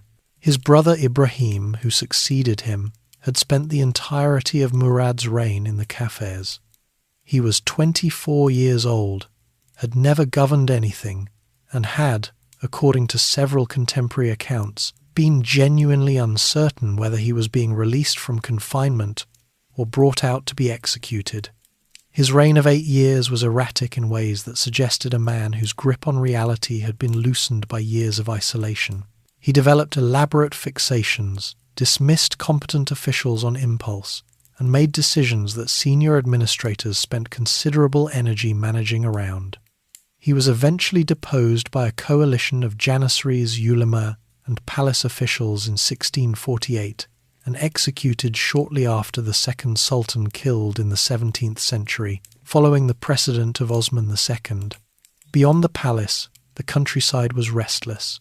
The Salali revolts, a series of peasant and bandit uprisings in Anatolia that ran intermittently from the late 16th century through the first decades of the 17th, reflected the pressures building below the elite level. The Timar system was degrading as cavalry sipahi found their land grants eaten away by inflation or transferred to tax farmers who were more interested in extracting short-term revenue than in maintaining stable agricultural conditions. Peasants displaced by conflict and economic disruption moved toward the cities or turned to brigandage. The provincial administration that had functioned reasonably smoothly under the great sultans was showing cracks. None of this meant the empire was finished. It was still vast, still largely functional, and still capable of significant military operations. But the distance between what it had been under Suleiman and what it was becoming under his successors was widening in ways that would eventually prove impossible to ignore. The walls of Vienna and what they meant. Before the catastrophe of 1683, there was a revival brief, genuine, and ultimately insufficient. It began in 1656 when an elderly Albanian statesman named Köprülü Mehmed Pasha was appointed Grand Vizier at the age of roughly 70, under conditions that he himself set as terms for accepting the position. He demanded complete authority over appointments, complete freedom from interference by palace factions, and the Sultan's guarantee that he would not be removed based on the complaints of others. The Sultan Mehmed IV, who was 14 years old and effectively managed by his mother Turhan Sultan, agreed. The empire, at that point, was in a poor enough condition that accepting an elderly man's conditions seemed the pragmatic choice. Köprülü Mehmed proved worth the concessions. He executed thousands of officials, military officers, and administrators he considered incompetent or corrupt. He stabilized the currency. He restored discipline in the Janissary corps with a directness that previous Grand Viziers had been too politically cautious to attempt. He suppressed a Venetian naval blockade that had been strangling Ottoman maritime commerce. He then died in 1661, having governed the empire with an efficiency it had not seen in decades, and was succeeded by his son Fazıl Ahmed Pasha, who continued the same approach with perhaps slightly less brutality and rather more strategic patience. The younger Köprülü's greatest achievement was Crete. The Ottomans had been fighting Venice for control of the island since 1645, a siege of the capital Candia that had stretched across 24 years in one of the most prolonged military operations of the breaks century. Fazıl Ahmed completed it in 1669, taking the last Venetian strongholds and adding Crete to the empire. He also conducted successful campaigns in Poland, acquiring the province of Podolia in 1672. The Köprülü era demonstrated that the empire still had the institutional capacity for large-scale, sustained military operations when competent leadership was applied to the problem. Fazıl Ahmed died in 1676. His successor as Grand Vizier was his brother-in-law Kara Mustafa Pasha, who inherited the momentum of the Köprülü reforms and the confidence they had generated, and who then made a decision of such magnitude and managed it so poorly that it undid much of what the previous 2 decades had accomplished. The plan to march on Vienna in 1683 was not inherently unreasonable as a strategic ambition. The empire had reached Vienna once before, in 1529, and been turned back by logistics rather than military defeat. The Habsburgs were the Ottomans' principal European rivals, and a decisive blow against Vienna would have reshaped the balance of power across the continent. Kara Mustafa assembled a force that contemporary estimates placed anywhere between 90,000 and 200,000 men. The precise number is uncertain, but by any measure it was an enormous army, and marched it across the Balkans in the spring and early summer of 1683. Vienna itself was defended by a garrison of roughly 15,000 soldiers under Count Ernst Rüdiger von Starhemberg, supplemented by the city's civilian defenders. The Habsburg Emperor Leopold I had left the city as the Ottoman army approached a decision that was diplomatically embarrassing for him and strategically irrelevant to the siege. Starhemberg organized the defense with methodical competence, keeping the garrison active and the fortifications repaired through the summer months while messengers rode desperately westward and northward seeking relief. Kara Mustafa began the siege on the 14th of July, 1683. What followed over the next 2 months has been analysed by military historians at considerable length, and the consensus tends to settle on a single central error. Kara Mustafa chose to prosecute the siege through mining operations and gradual attrition rather than ordering a direct assault. The Ottoman sappers dug tunnels beneath the city's bastions and detonated explosive charges in an attempt to collapse the defences, while the main army sat in its camps. A direct assault on the weakened walls was ordered several times and then called off or half-heartedly executed. The reason most commonly offered by contemporary Ottoman sources, and it has a quality that makes it difficult to dismiss, is that Kara Mustafa wanted the city intact. A city taken by storm would be sacked by the soldiers who took it, which was standard military practice. A city that surrendered or fell through siege would be available for the Grand Vizier to claim as his personal prize, its wealth intact and under his control, rather than scattered among 100,000 soldiers. Whether this is entirely accurate or somewhat embellished by enemies of Kara Mustafa writing after the fact, the behaviour it describes is consistent with what actually happened at Vienna's walls across those summer weeks. The relief force assembled during July and August under the command of Jan Sobieski, the King of Poland, alongside forces from the Holy Roman Empire and German principalities. On the 12th of September, 1683, this combined army positioned itself on the Kahlenberg Ridge overlooking the Vienna plain. What followed has become one of the more celebrated engagements in European military memory. The Polish cavalry, the winged hussars, armoured lancers with distinctive feathered frames mounted on their backs, led a charge down from the heights that broke the Ottoman lines with a force and speed that the tired, extended Ottoman army could not absorb.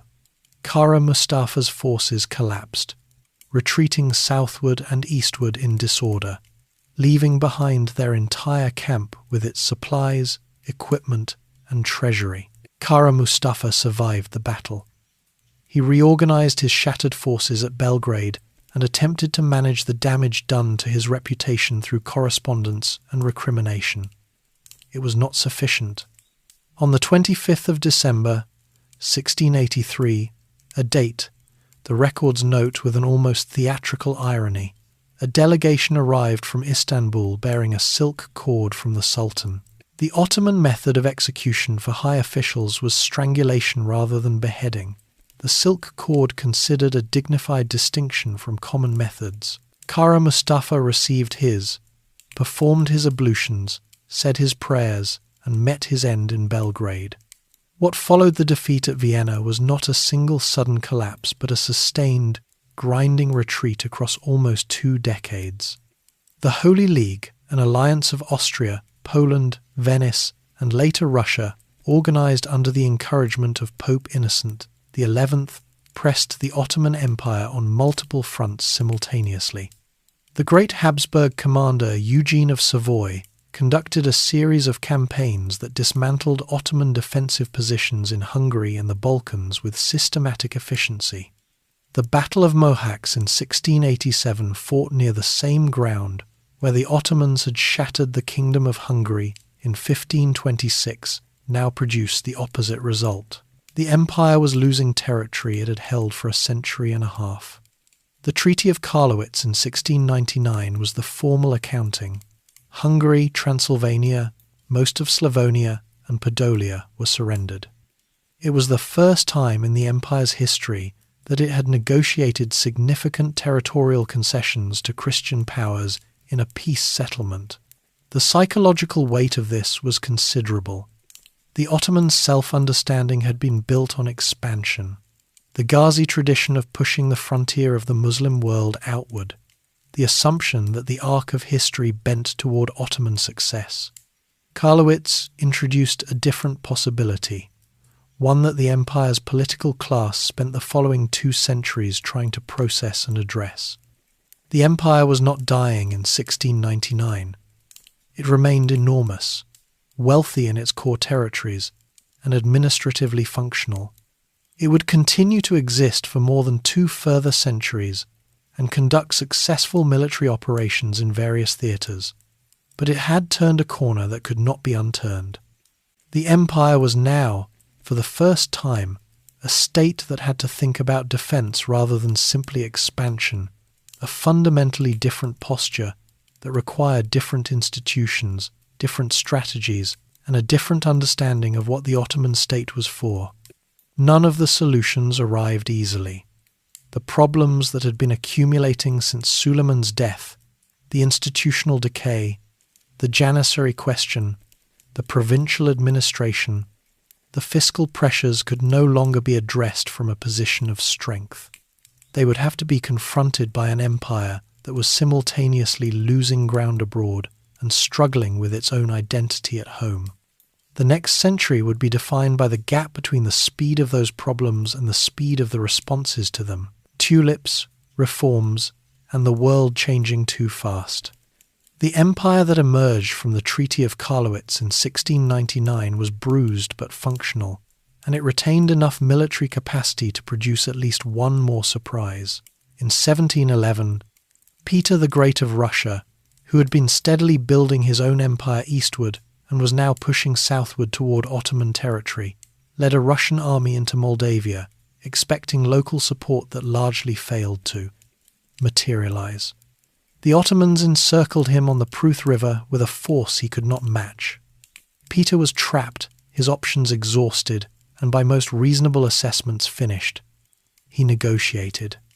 The resulting treaty returned Azov to the Ottomans and produced a settlement that was, by the standards of the period, a genuine Ottoman diplomatic victory, one of very few in this era. Peter went home, absorbed the setback, and redirected his energy elsewhere. The Ottomans celebrated. It was a good moment, and good moments in this period of Ottoman history were worth noting carefully because they were not abundant. The Treaty of Passarowitz in 1718 closed another round of Habsburg-Ottoman warfare with further territorial losses. Serbia, northern Bosnia, and the Banat of Temesvar passed to Austrian control, though the Ottomans recouped some losses from Venice and Greece. The cumulative map of what the empire had surrendered since Suleiman's death was growing uncomfortable to contemplate. But the immediate aftermath of Passarowitz brought something unexpected, a pause. A genuine stretch of relative peace, during which the ruling class of Istanbul discovered that it rather enjoyed not being perpetually at war, and began spending its energy and resources on other things. The Grand Vizier of this period was Nevşehirli Damat Ibrahim Pasha, son-in-law of Sultan Ahmed III, and he had a sensibility that was unusual in Ottoman political history. He was curious about Europe. He had studied it at a distance, read the reports of Ottoman ambassadors who had travelled to Paris and Vienna and returned with detailed observations of European courts, gardens, architecture, and cultural life. He was interested in what the Europeans were doing and why they seemed to be doing it increasingly well. The era he presided over from 1718 to 1730 became known as the Lale Devri, the Tulip era, named for the flower that became the obsessive emblem of Ottoman elite culture during those years. Tulips, it is worth mentioning, were originally Anatolian and Central Asian flowers that the Ottomans had been cultivating for centuries. They had been exported to the Netherlands in the 16th century, where they triggered the famous tulip mania, arguably history's first documented speculative financial bubble before the Dutch market collapsed spectacularly in 1637. Now, roughly a century later, the Ottoman elite was importing the European enthusiasm for tulip cultivation back into Istanbul as though encountering it fresh, throwing lavish garden parties by candlelight with tortoises carrying candles on their backs wandering between the flower beds. The tulip had made a complete round trip from Anatolia to Amsterdam to financial disaster and back to Anatolia again, arriving the second time as a symbol of cosmopolitan sophistication. The flower itself was presumably indifferent to all of this. The more consequential development of the tulip era was the Ottoman printing press. The diplomat and intellectual Ibrahim Mutafarrika established the first press authorized to print books in Turkish and Arabic in 1727, nearly 280 years after Gutenberg's press had begun transforming European intellectual life. Jewish communities in Istanbul had been operating printing presses since the 1490s, producing books in Hebrew and Ladino for their own communities, a detail that the Ottoman state appears to have noted and then set aside for approximately 2.5 centuries before deciding the technology might be worth exploring for Turkish-language texts as well. The religious establishment had long resisted printing on grounds that the hand-copying of sacred texts was preferable to mechanical reproduction, and that concern had not entirely evaporated, which is why the early press was restricted from printing religious materials and focused on history, geography, and military subjects. Still, it existed, and the books it produced began, slowly, to circulate. The ambassador Yirmisekiz Mehmed Celebi had travelled to France in 1720 to 1721 and returned with a detailed report on French court life, architecture, administrative practices, and military organisation. His observations were read with genuine interest by Ahmed III and Ibrahim Pasha, and some of what he described began filtering into Ottoman practice new palace designs with influences from Versailles, interest in French military techniques, the beginnings of a systematic engagement with European knowledge rather than a simple dismissal of it. None of this sat well with everyone. The tulip era's cultural openness and its elite garden parties and its European-inflected fashions generated resentment in constituencies that saw it as a betrayal of Ottoman and Islamic identity and also, more practically, as an indulgence paid for by a treasury that had been strained by decades of warfare, while ordinary people in Istanbul faced rising prices and deteriorating conditions. In 1730, a janissary of Albanian origin named Patrona Halil organized a revolt that drew in artisans, street traders, and discontented military men, swept through Istanbul, and brought the tulip era to an abrupt end. Ahmed III abdicated. Ibrahim Pasha was handed over to the rebels and killed. The tulip gardens were not physically destroyed, but the political atmosphere that had produced them evaporated within days. The deeper problem that the tulip era had briefly illuminated and that the Patrona Halil rebellion had then obscured was the widening gap between Ottoman and European military and technological capacity. Europe in the early 18th century was in the middle of transformations that would reshape the entire world. The scientific revolution had restructured the relationship between observation and knowledge. The beginnings of industrialization were stirring in Britain. Military technology and tactics were evolving rapidly, driven by the near-constant warfare among European states. The Ottoman Empire was watching this from a distance and absorbing pieces of it. French military advisors, European-style fortifications, new artillery techniques without yet grasping that piecemeal adoption was not going to close a gap that was structural rather than technical. The janissary problem was central to this. Every serious reformer understood that the military could not be modernized without addressing the core that had become its institutional core and its primary obstacle. The janissaries were no longer the disciplined professional force of Suleiman's era. They were a hereditary guild with deep political influence, considerable economic interests in the cities where they were garrisoned, and a demonstrated willingness to remove any sultan or vizier who pushed reform too aggressively in their direction. The memory of Osman II was not abstract. It was a living precedent that informed every reformer's calculations about how far to push and when to stop. Several European military officers were brought in during the mid-18th century to assist with specific technical reforms. A French convert, known as Humbarachi Ahmed Pasha, reorganized Ottoman artillery practices. Baron de Tott, another French advisor, helped establish a new artillery school in the 1770s. These contributions were real but narrow. They improved particular capabilities without touching the underlying organizational structure that limited what those capabilities could accomplish.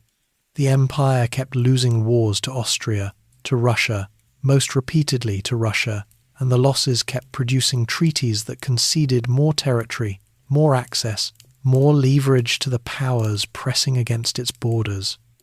What the empire had not yet developed was a coherent answer to a question that was becoming more urgent with every decade. Not how to fix this part of the army or that administrative process, but what kind of state the Ottoman Empire needed to become in order to survive in a world that was moving faster than its institutions could comfortably follow. The sick man of Europe. The phrase arrived in 1853, courtesy of Tsar Nicholas I of Russia, who used it in conversation with the British ambassador. He called the Ottoman Empire the sick man of Europe, a patient whose death, the Tsar suggested, needed to be planned for carefully and collectively, so that the great powers could manage the inheritance without going to war over it.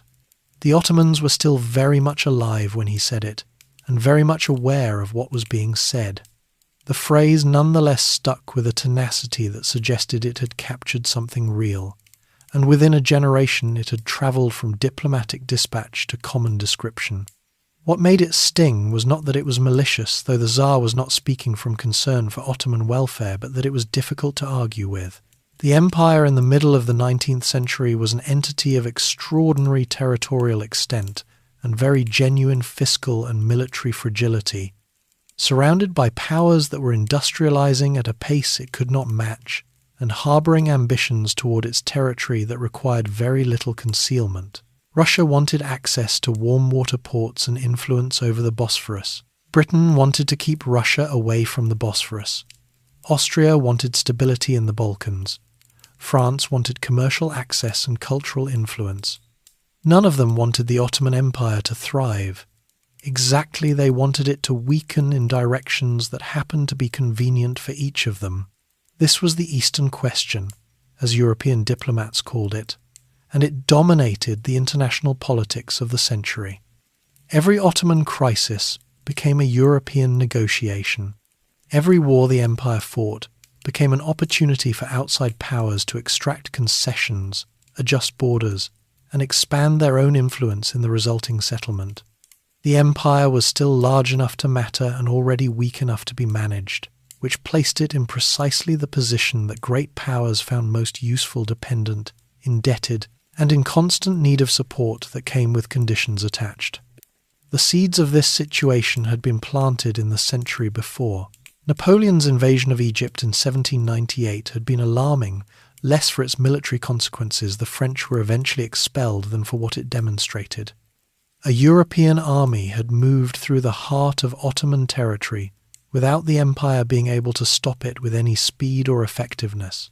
The Greek War of Independence, which began in 1821 and ended with Greek independence recognized in 1830, was the first successful nationalist dismemberment of Ottoman territory and a template that others would observe closely. The idea that subject peoples had a right to national self-determination, a notion the French Revolution had injected into the political atmosphere of the entire continent, was circulating through every minority community. In the empire, and the Ottomans had no ideological framework prepared to counter it. The destruction of the Janissaries in 1826 was, in its own way, the most consequential single event of the early 19th century for the empire's internal history. Sultan Mahmud II had spent years preparing the ground for this moment, quietly building a new European-style military force alongside the existing corps. When the Janissaries rose against his reforms in June of that year, Mahmud was ready. He raised the Prophet's banner, called the population of Istanbul against the rebels, and destroyed the corps with artillery fire and subsequent mass execution. The event was given the deliberately ironic official title of the auspicious incident. The Janissaries, who had made and unmade sultans for 2 centuries, were eliminated in a matter of days. Their barracks were burned. Their organization was dissolved. Mahmud proceeded to build the modernized military he had envisioned, along with new schools, new administrative structures, and a gradually expanding relationship with European technical expertise. What followed under Mahmud and his successors was the Tanzimat, the reorganization and reform program of genuine ambition and deeply uneven results. The Gulhain Edict of 1839, issued in the early months of the reign of Mahmud's son Abdulmesid I, promised something that would have been unimaginable to Suleiman's lawyers: equality before the law for all Ottoman subjects regardless of religion.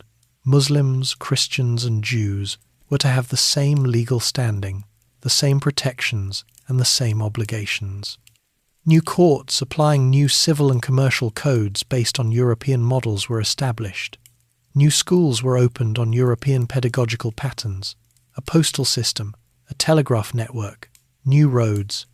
The empire was, visibly and deliberately, remaking itself. The problem was that the Tanzimat reforms were simultaneously too much and not enough, too disruptive of traditional arrangements to be accepted without resistance, and not deep enough in their implementation to actually solve the structural problems driving the empire's decline. The new courts coexisted uneasily with the old religious courts. The new schools sat alongside the old Madres system without replacing it. The new commercial codes applied in cities and barely penetrated rural areas, and the political will behind the reforms was always in tension with the conservative religious establishment, with provincial elites who benefited from the old arrangements, and with a general population that had not been consulted about the direction of change being announced in their name. The Crimean War of 1853 to 1856 introduced another dimension of the problem. The Ottoman Empire, allied with Britain and France against Russian expansion, won the war in a military sense. Russia was pushed back, the treaty was favourable, and the empire's territorial integrity was nominally guaranteed. But the financial cost of the war had been ruinous, and the Ottomans had borrowed heavily from European banks to sustain the campaign. The debt did not go away when the war ended. It accumulated. More loans followed, at terms that became progressively less favourable as European creditors assessed the empire's actual ability to repay. By 1875, the empire could no longer service its debts and declared bankruptcy. In 1881, the Ottoman Public Debt Administration was established, a body run by European creditors that took direct control of significant portions of Ottoman revenue to service the outstanding obligations. The empire had not only lost territory, it had lost financial sovereignty, handing control of its customs revenues and various excise taxes to a foreign-managed institution whose staff eventually outnumbered the employees of the Ottoman Finance Ministry itself. The nationalist uprisings, meanwhile, continued. The Bulgarian uprising of 1876 was suppressed with a severity that produced international outrage. British Prime Minister Gladstone published a pamphlet condemning what he called the Bulgarian horrors, to considerable public effect. The Russo-Turkish War of 1877 to 1878 resulted in another devastating military defeat, and the Treaty of San Stefano that followed proposed a map of the Balkans so favourable to Russia and so damaging to Ottoman interests that the other European powers intervened to revise it at the Congress of Berlin. The revised treaty was somewhat less catastrophic, but still produced the independence of Romania, Serbia, and Montenegro, autonomous status for Bulgaria, and the cession of Bosnia-Herzegovina to Austrian administration, The empire's European presence was being dismantled piece by piece. Into this atmosphere came the Ottoman Constitution of 1876, the work primarily of a reformer named Midhat Pasha, who had long argued that representative government was the only framework that could hold the empire's diverse population together under a shared political identity. The constitution was real. It established a parliament with elected representatives from across the empire's communities, limited the sultan's absolute authority, and guaranteed civil liberties in language that would not have been out of place in a contemporary European document. It lasted 93 days. The new sultan, Abdul Hamid II, used a clause in the constitution itself that allowed him to suspend parliament in times of war, a provision perhaps not intended to be used quite so quickly or permanently, and ruled as an autocrat for the next 30 years. Abdul Hamid was not without intelligence or political instinct. He invested in the telegraph network, which he used both for communication and for surveillance. He built the Hejaz Railway, connecting Istanbul to Mecca. He promoted a pan-Islamic identity as a political counterweight to the nationalist movements fragmenting his empire. But he also ran a state built on informers, censorship, and the suspension of the very reforms his predecessors had announced, which meant that the modernizing forces that the Tanzimat had set in motion continued to build pressure beneath the surface of his autocracy. The explosion came in 1908, when a movement of young military officers and intellectuals, the Committee of Union and Progress, known in Europe as the Young Turks, forced the restoration of the constitution. Abdul Hamid briefly tried to reverse the situation and was deposed in 1909, replaced by his brother Mehmed V. The empire had, once again, changed direction. Whether the new direction would be fast enough to matter was the question that the next decade would answer. The empire's last gamble. The Young Turks, who restored the constitution in 1908, inherited an empire that was already in serious trouble, and then watched it get considerably worse before they had a chance to implement any of the changes they had promised. The Balkan Wars of 1912 and 1913 arrived before any meaningful reform program could take hold, and they were catastrophic. A coalition of Bulgaria, Serbia, Greece, and Montenegro states that had themselves been carved from Ottoman territory within living memory attacked simultaneously in October of 1912 and advanced with a speed that stunned military observers across Europe. Within weeks, the Ottomans had lost nearly all of their remaining European territory. Edirne, Adrianople, the city Murad I had made his capital over 5 centuries earlier, fell to Bulgarian forces. The empire that had once stretched to the walls of Vienna was reduced to a small strip of European land around Istanbul itself. A second Balkan War the following year, in which the victorious coalition turned on itself over the division of territory, allowed the Ottomans to recover Edirne.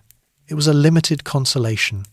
The psychological impact of the Balkan Wars on the Committee of Union and Progress, the organization that now effectively governed the empire, was profound and in some ways poisonous. The defeats accelerated a shift in the committee's ideology from a relatively inclusive Ottomanism, which had hoped to bind all the empire's communities into a shared political identity, toward a harder Turkish nationalism that saw the empire's future in terms of a Turkish core rather than a diverse community of equal subjects. This shift would have consequences that outlasted the empire itself. The 3 men who came to dominate this period, Enver Pasha as war minister, Talat Pasha as interior minister, and Cemal Pasha holding authority over the navy and Syria, were the architects of the decisions that determined the empire's final years.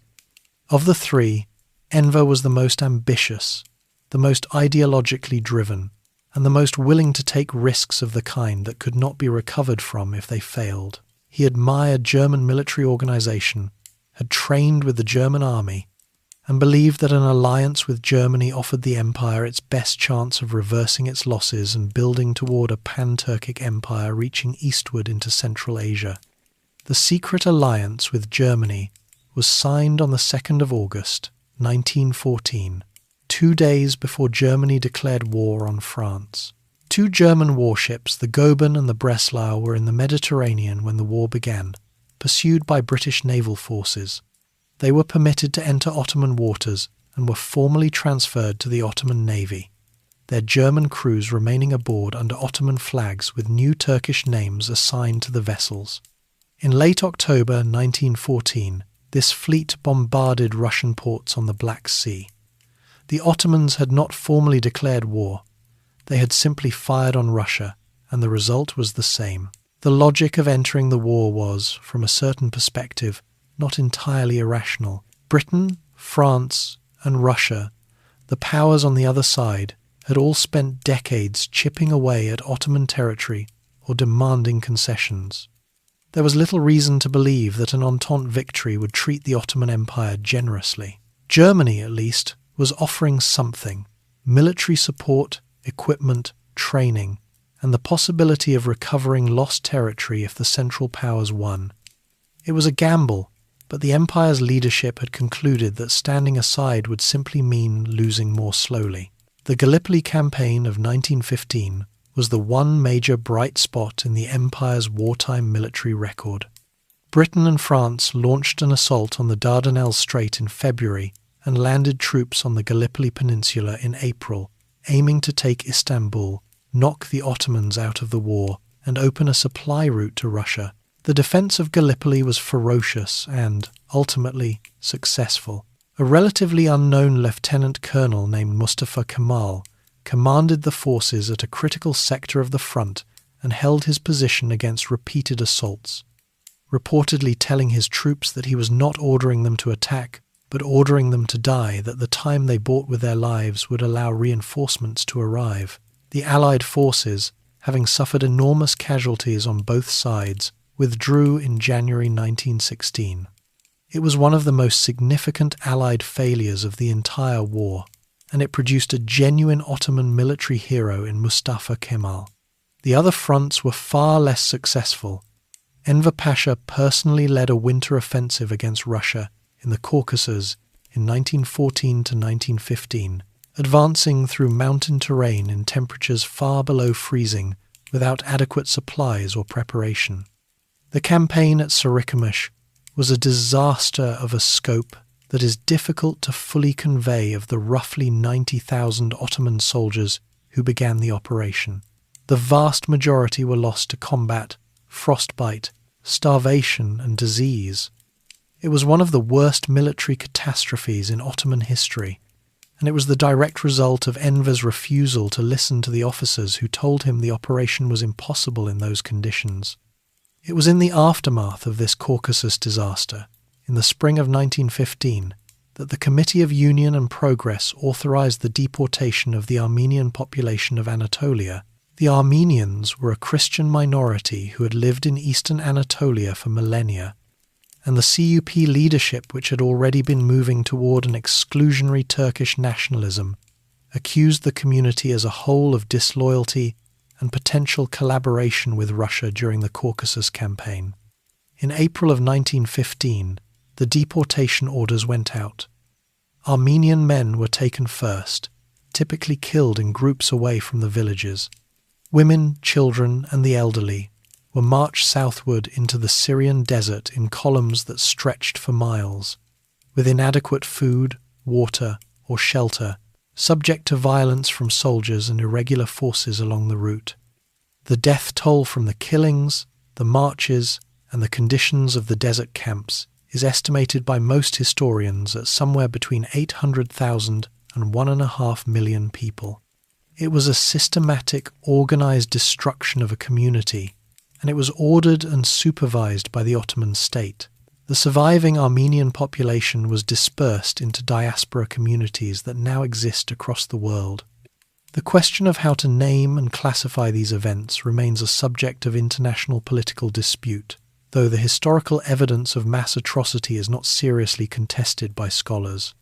On the Arab front, the British encouraged the Sharif of Mecca, Hussein ibn Ali, to lead an Arab revolt against Ottoman rule in 1916, offering promises of Arab independence that would prove, in the end, considerably more generous than British post-war intentions.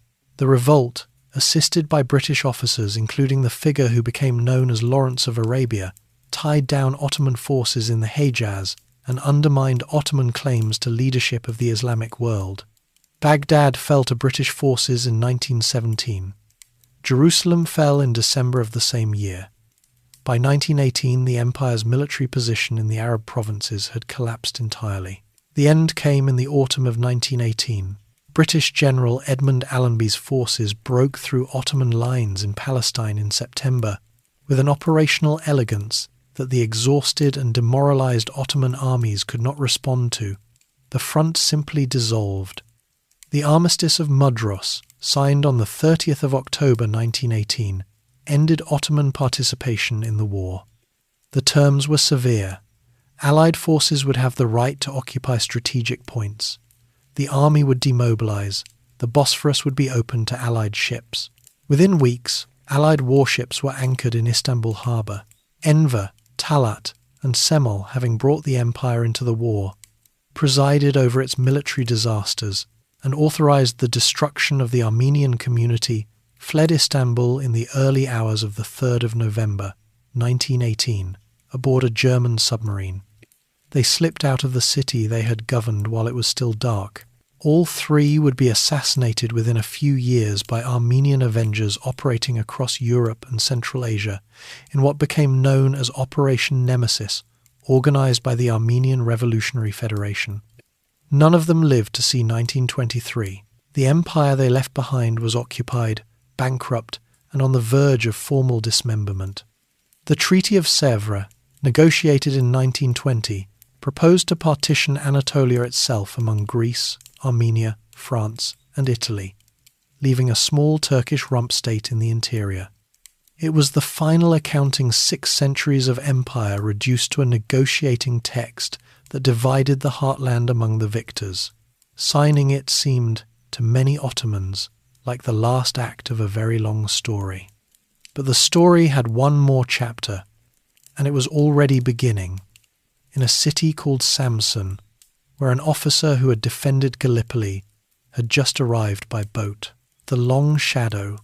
Mustafa Kemal stepped off a boat in the Black Sea port of Samsun on the 19th of May, 1919, officially dispatched by the Ottoman government in Istanbul to oversee the demobilization of remaining forces in Anatolia. What he actually intended to do there was considerably different, and the Ottoman government in Istanbul operating under Allied occupation, its sultan increasingly compliant with foreign demands, would realize this too late to stop it. The immediate trigger for what followed was the Greek landing at Smyrna, Izmir, on the 15th of May, 1919, 4 days before Kemal's arrival at Samsun. Greek forces had been authorized by the Allied powers to occupy the city and its surrounding region, with the understanding that a peace settlement would formalize the transfer of territory. The landing was accompanied by violence against the Turkish population, and news of it spread through Anatolia with a speed and fury that the Ottoman government in Istanbul, preoccupied with its own political survival, was not equipped to manage. Kemal understood and began organizing the response from the interior. What became the Turkish War of Independence was not a single movement from the beginning, but a coalition of resistance forces, regional congresses, and irregular militias that Kemal gradually unified under a central command. He established a Grand National Assembly in Ankara in April of 1920, deliberately placing his government in the Anatolian interior, away from the occupied capital and its compromised institutions. The assembly declared itself the legitimate government of Turkey and set about the practical work of fighting a war on multiple fronts simultaneously: French forces in the south, Armenian forces in the east, and Greek forces advancing from the western coast all represented threats that had to be addressed with an army that was being assembled from scratch out of whatever soldiers, weapons, and supplies could be gathered from a country exhausted by a decade of continuous warfare. The turning point came at the Battle of Sakarya in the summer of 1921, a grinding 3-week engagement along the Sakarya River west of Ankara, where Kemal, commanding personally, stopped the Greek advance and began pushing it back. The Great Offensive of August 1922 completed the reversal. Greek forces collapsed across a front that had seemed stable and were driven back to the Aegean coast in a matter of weeks. The burning of Smyrna in September 1922, in which large parts of the city were destroyed and tens of thousands of people died or were displaced, remains one of the most contested and painful episodes of the entire period, its causes and responsibilities still debated. What followed was an armistice, a population exchange of catastrophic scale, roughly 1.25 million Greeks from Anatolia, exchanged with roughly 400,000 Muslims from Greece, uprooting communities that had existed in those places for centuries, and eventually the Treaty of Lausanne in July 1923, which recognized Turkish sovereignty over Anatolia and replaced the punishing terms of the earlier Treaty of Sèvres. On the 1st of November 1922, the Grand National Assembly abolished the Sultanate. Mehmed VI, the last Ottoman Sultan, left Istanbul on the 18th of November aboard a British warship, carrying whatever personal belongings he could take with him. He would die in exile in San Remo in 1926. The Caliphate was abolished in March of 1924, its holder sent into exile as well. The Ottoman Empire, in every institutional and political sense, was finished. The Republic of Turkey was proclaimed on the 29th of October 1923, with Mustafa Kemal as its first president.